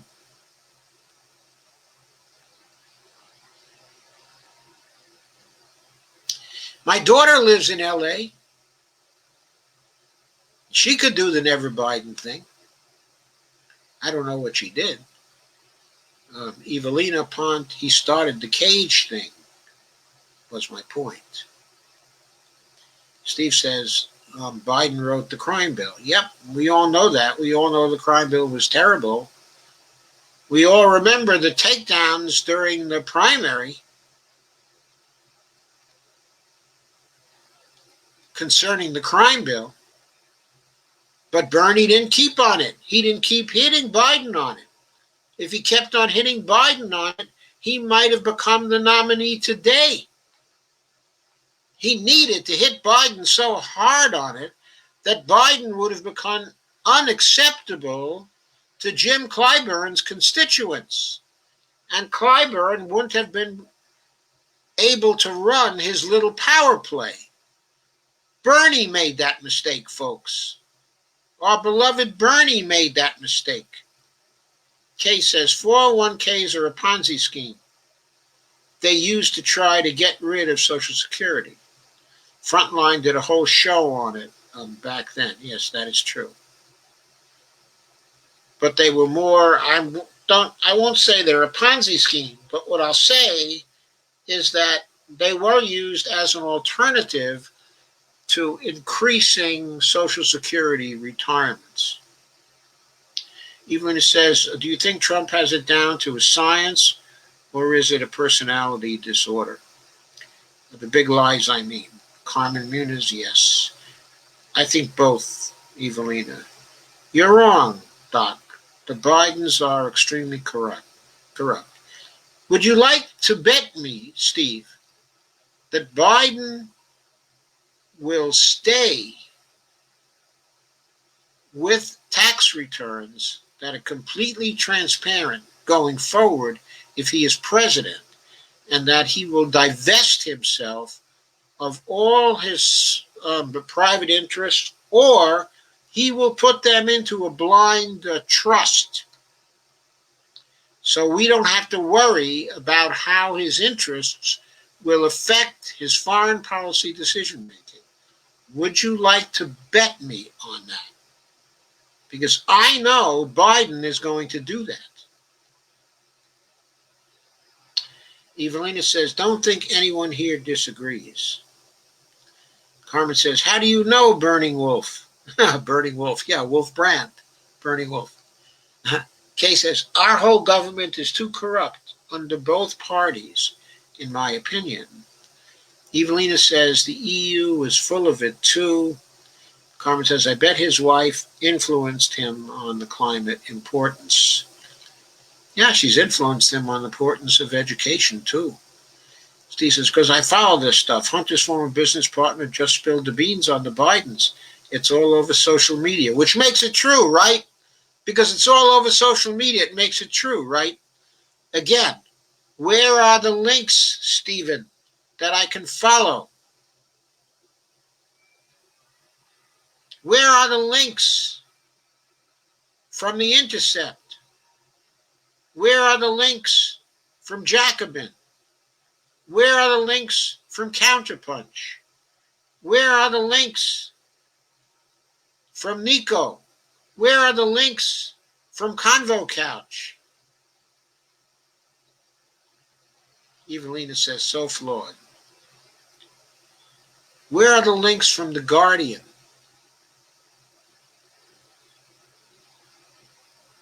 Where are the links from The Gray Zone? Carmen says, Bernie would have easily matched with Adolf and shut him up. Evelina says, the squad. Steve says, capturing missions, ready? Kay says, wish Bernie was a choice, me too. Steve says, yeah, well, Bernie abandoned us, so fuck him. Kay says, my roommate is home.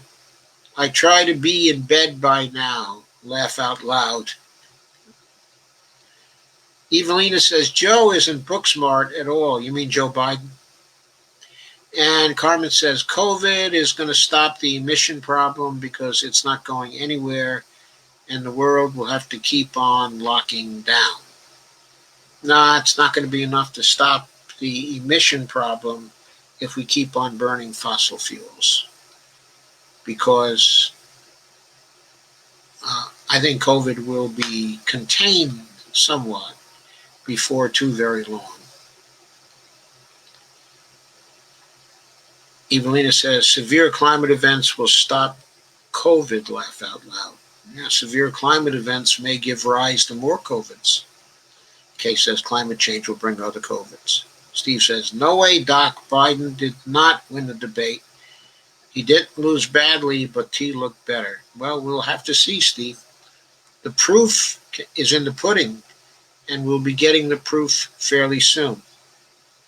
Evelina says, I meant dead people don't get COVID. And Kay says, true, but climate change will kill more with other COVIDs. And Dolores Pierce says, I agree. Well, by the way, Steve, weren't you sure that Trump won the first debate? Isn't that what you said at the time of the first debate?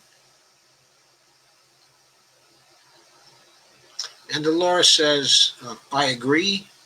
Carmen says, I was watching the debate on mute because I can't stomach Adolf's mouth.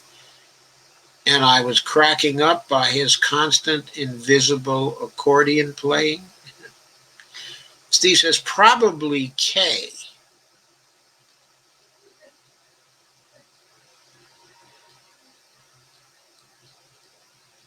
Oh, North Korea. Thank you. NK is North Korea.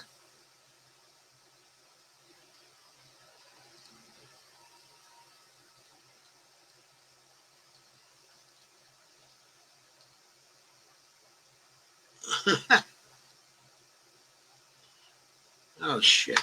I don't know if I can get through this. It's 1:20, folks.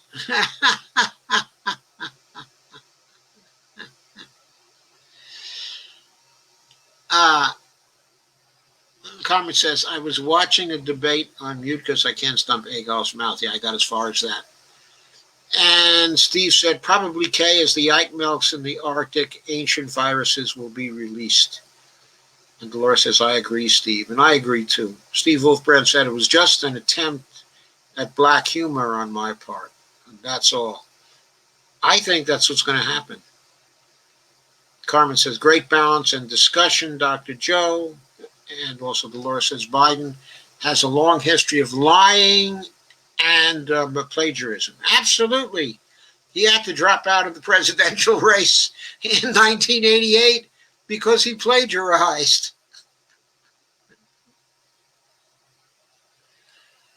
Evelina says, Mo meltdown, Dr. Joe, but for a discerning audience, he was awful. And Evelina said, laugh out loud. Yeah, for a discerning audience. But we weren't dealing with a discerning audience, right? Steve Wolfbrand said, very awful. And Dolores says, we don't have Medicare for all. That's our problem. That's one problem. We got other problems. Steve says, game over. Did I miss anything? Laugh out loud. Evelina says, everything. Laugh out loud. Carmen says, great point, Dr. Joe. Hi, Bonnie. Heard you giggling. Steve says, Joe's on fire. Steve Gonza says the number, okay, is estimated. Evelina says, I think you're right. Steve says, I'm never sick. No needles penetrate my skin. Evelina said, is it a macho thing? Because there are women who are not wearing masks either. I know there are women who are not wearing masks either. We have some women here, okay, in our development who really resist wearing the mask. Even when they have the mask on them, they often have them roll down when they're sitting outside. And they're not really properly distancing, okay, from other people at the time. You know, they might be 4 feet away or 5 feet away, but they're not 6 to 8 feet away. They're much too close, and they're careless. And there are women who are doing that, but it's much more the case that it's men who are not wearing the masks. And especially in certain regions of this country, I think it's a regional thing that in the Northeast, people are much more likely to wear their masks than they are in more sparsely populated areas, okay, of the country, or in areas of the Midwest, frankly, where Trump, okay, is popular, and in areas of the South where Trump, okay, is popular, and where people are more macho. Now, some of our males are, more macho all over the country, but I don't think we're as macho as people are, okay, in Latin America. And by the way, as I think we've gone over many, many times here, the deaths per million in Latin America now, in country after country, are striking and outdistance the United States even considerably. Now, we're about eighth in the world, okay, right now, neglecting the two very, very small countries. We are eighth in the world, eighth worst in the world in deaths per million. But of the countries who are worse off than we are, okay, in deaths per million, there's a European country, okay, because Belgium was hit very, very hard at first. And they got a deaths per million that was very, very high. Okay.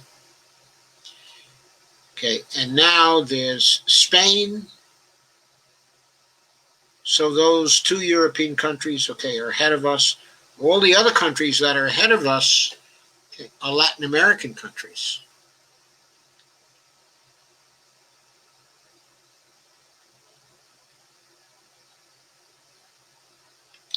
They're countries on the Pacific coast, okay, of Latin America for the most part. Okay, and also Brazil, of course.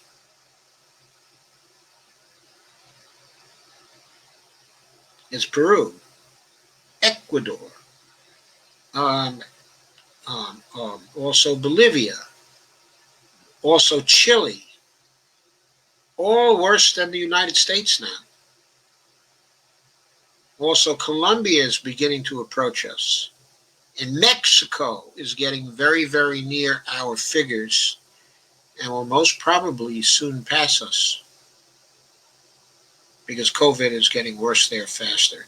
Stacey Van Main says, oddly enough, I was talking to a PCP, and their one COVID patient was a co-infected patient who had the flu, B, and COVID.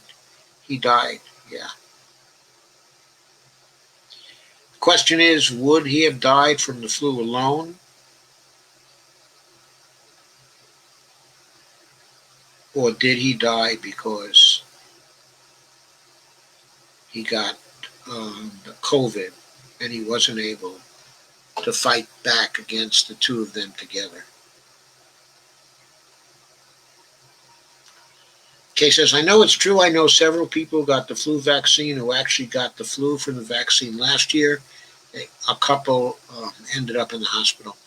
I don't know anybody who got that.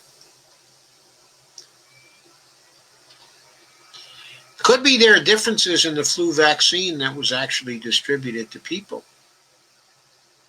Could be suppliers around here just get better flu vaccines. Kay said, I just stay away from people as much as possible. Steve Gonzo says Fauci sucks. Stacey says masks were in short supply over a year and a half ago. I know because my daughter is a pharmacy tech and likes to wear them, and she was not able to get them. Yes, I'll bet they were. They were in short supply at the beginning of the COVID crisis. But I guess along about March, we found that we could buy paper masks.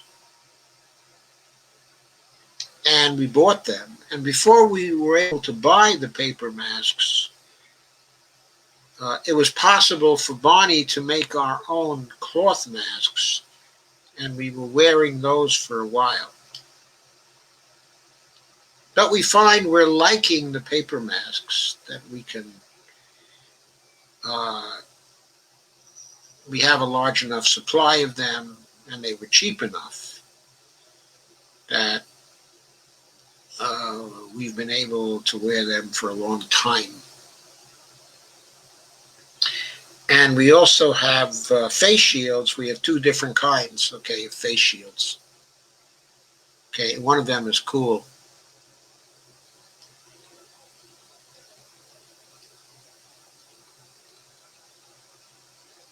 Yeah, we got our latest ones at Costco. $10 for 10 of them.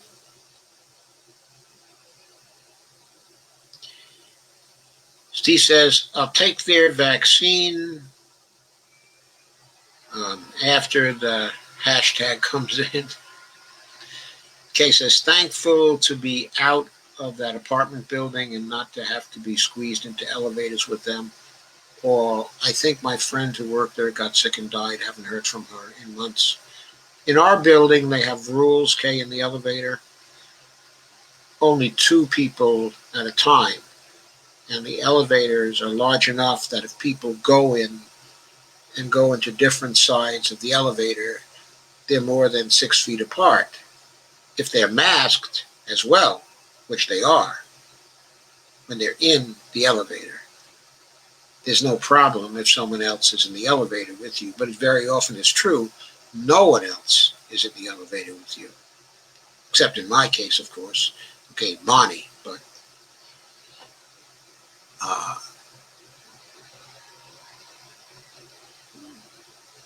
and Steve Gonzo says, all I know is you better stay the fuck away from me. Steve Gonzo says, Lance Link, hashtag Lance Link, hashtag Super Chimp. Steve Gonzo says, the joke's on us. Kay says, thank you for a great discussion. Oh, I'm tired and going to bed. I love you all.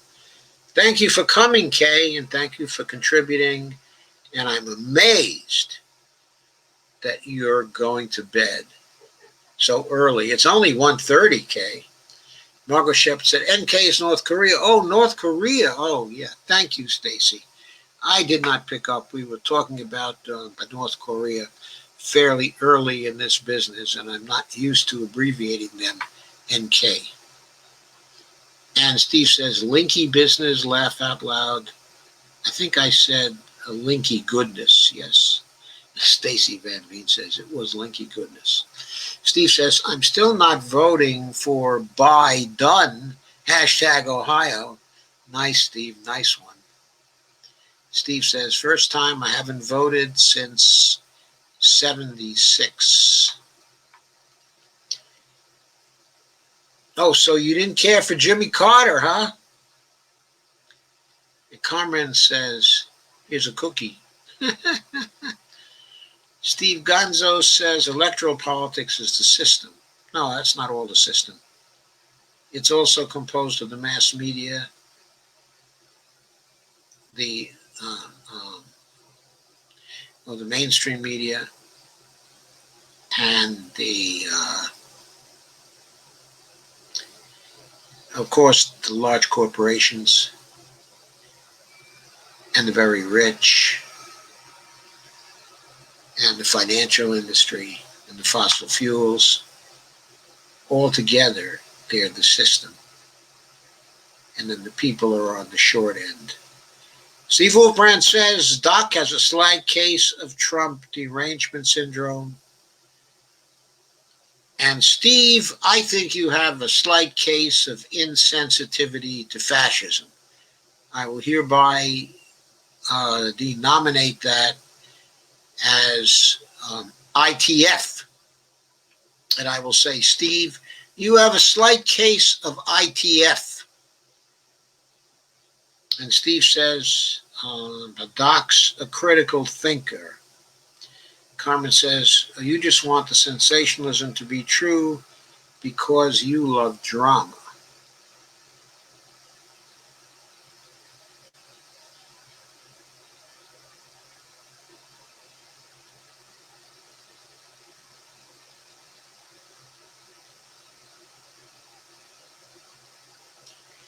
And Steve says, who won? Well, we're in a little disagreement about that, but in my opinion, it was Biden hands down. I don't have any doubt about that. Steve says, I mean, from the standpoint of who did the better of the two, we've all discussed how Biden lied and how he did. He shaded many things. He was mistaken about many things. He had, really bad policies, but he still won compared to Trump, who was abysmally awful and whose debating technique is the big lie. It's the big lie. It's Hitler's book on his nightstand. Steve Wolfbrand said, you're late to the party, Doc. We're way ahead of you on social media.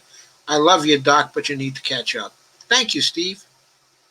Stacy says, I don't know how you feel about Glenn, the Greenwald, and I haven't read any of the Hunter stuff, but there is a bunch of intercept stories on the issue. Okay, well, then I will catch up to them because I continuously read the Intercept, or pretty continuously. I probably just haven't caught up to the Hunter Biden stories in the Intercept because over the last week I've been much more interested in what's happening with the stimulus bill because I thought that was much more important to the American people. Steve Gonzo said, so Q1, Q? And Carmen says, you're totally tripping. What's wrong with you? Are you in competition with Dr. Joe's intellect that you need to discredit him with FUBAR? No. Steve's not doing that. He's just stating his opinion. Steve says, I love the Doc, but he's not up to speed. Shit is breaking fast. I'll accept that. I'm not up to speed on the Hunter Biden story and related stories to that. I just don't think it's very relevant compared to what else is going on. And I don't think it compares to the level of evil and corruption that is represented by Donald J. Trump. So when it comes to what's coming up over the next, about 11 days now? That's not very relevant. Now, maybe after Biden's elected and he takes office, we might want to impeach him for corruption. I might be all for that. Okay? But I completely agree with Bernie on the idea that the first order of business is to get rid of effing Trump. And if you think that's TDS, then I think you've got ITF, insensitivity to fascism. Carmen Muniz says, not wearing a mask has something to do with self-loathing, narcissism, and self-entitlement. You're right, all of those. Stacy says, I love masks. They fuck with facial recognition. Steve says, well, a lot of people look better, laugh out loud. And Carmen says, Steve Wolfbrand, yeah, and it's propaganda diarrhea. Funny, it's right after the debate. Propaganda. Stacy says, the patient was in his 40s. He was on a ventilator, had to be turned by medical personnel. As we now know that COVID is a vascular disease. Carmen says, here you win. Best guest comment tonight. There's Larry Elger. Hi, Joe. Thanks for all you do. Thank you, Larry. Thank you for coming. Carmen Muniz says, yeah, Brady-Kinnon storm. I'm sorry, I forgot. I keep saying cytokine storm. And it's the Brady-Kine storm, right? Stacy says, I got started making masks early on. Stacy said, see my page for pics. Oh, you were selling masks, Stacy, huh? Pretty great. Margot says, always so good to hear what you and others have to say. Thank you. Thank you, Margot. Thank you for coming. And, well, I'm catching up, folks. I'm about to catch up. I think we'll make it before 2 o'clock.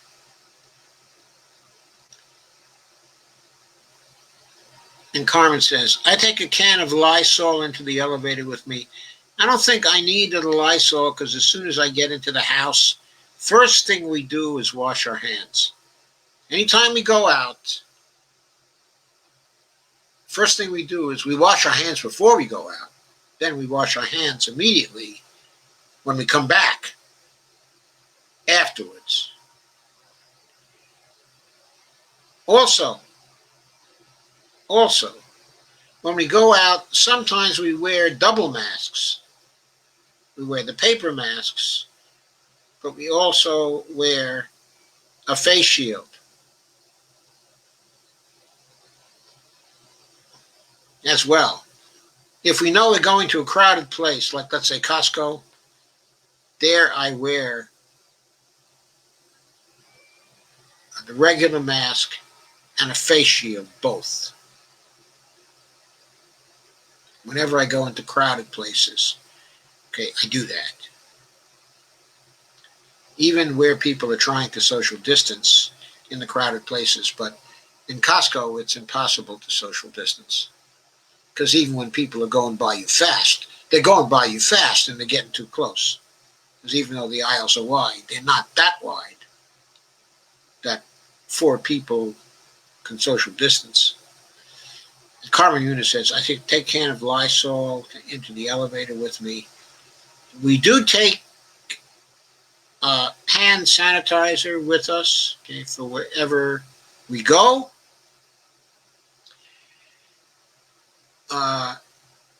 We never touch our faces when we're out.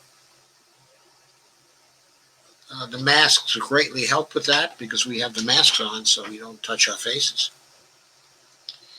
And Dolores says, thank you and good night all. Carmen says, Agolf pissed at Barr because he won't investigate Biden. So, yeah, he's finally drawing the line. Stacey said, well, I agree with your breakdown on the debate. I came in slightly late. I detest right-wing Kristen Welker. I didn't notice that she was any more right-wing than anybody else at MSNBC. Steve says, no, Doc, the Hunter shit is huge. You have no idea. Well, I'll be reading about it, Steve. And if it's huge, I will say so. Stacey says the aerosols can hang in the air. I know. I've known that for a long time. Carmen Mina says, I love night owls. Yeah, we do too. You might have guessed we're night owls. We've been owling for some time now. Well, I think I've done it. It's now 1:40. I told Bonnie it wouldn't take me more than an hour tonight. Oh, God. 11:15 to 1:40. 2 hours and 26 minutes. Well, I guess I was wrong there. Good night, all. Have a wonderful night. Thanks for hanging in there. We still have 10 people here. That's pretty good considering everything. Good night. Sleep tight. Happy dreams. I will see you next on Saturday. Stacey says, I like Nicole Wallace even though she is wrong a lot. Well, she's kind of right-wing too. She's certainly right of center. I mean, she's a Bushy. She's a Bushy.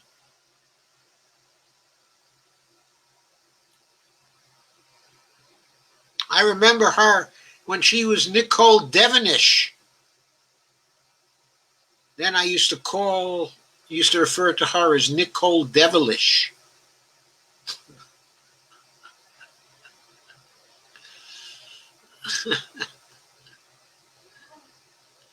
Steve Wolfbrand said, it's late. Steve Gonzo said, are you up? Steve is in California. Of course he's up. I mean, it's only 10:42 where he is. Sweet dreams. Sweet dreams, Steve. I will catch up on Hunter. I promise you. Steve. Steve says, don't let the bed bugs bite. Yes. Good night, all.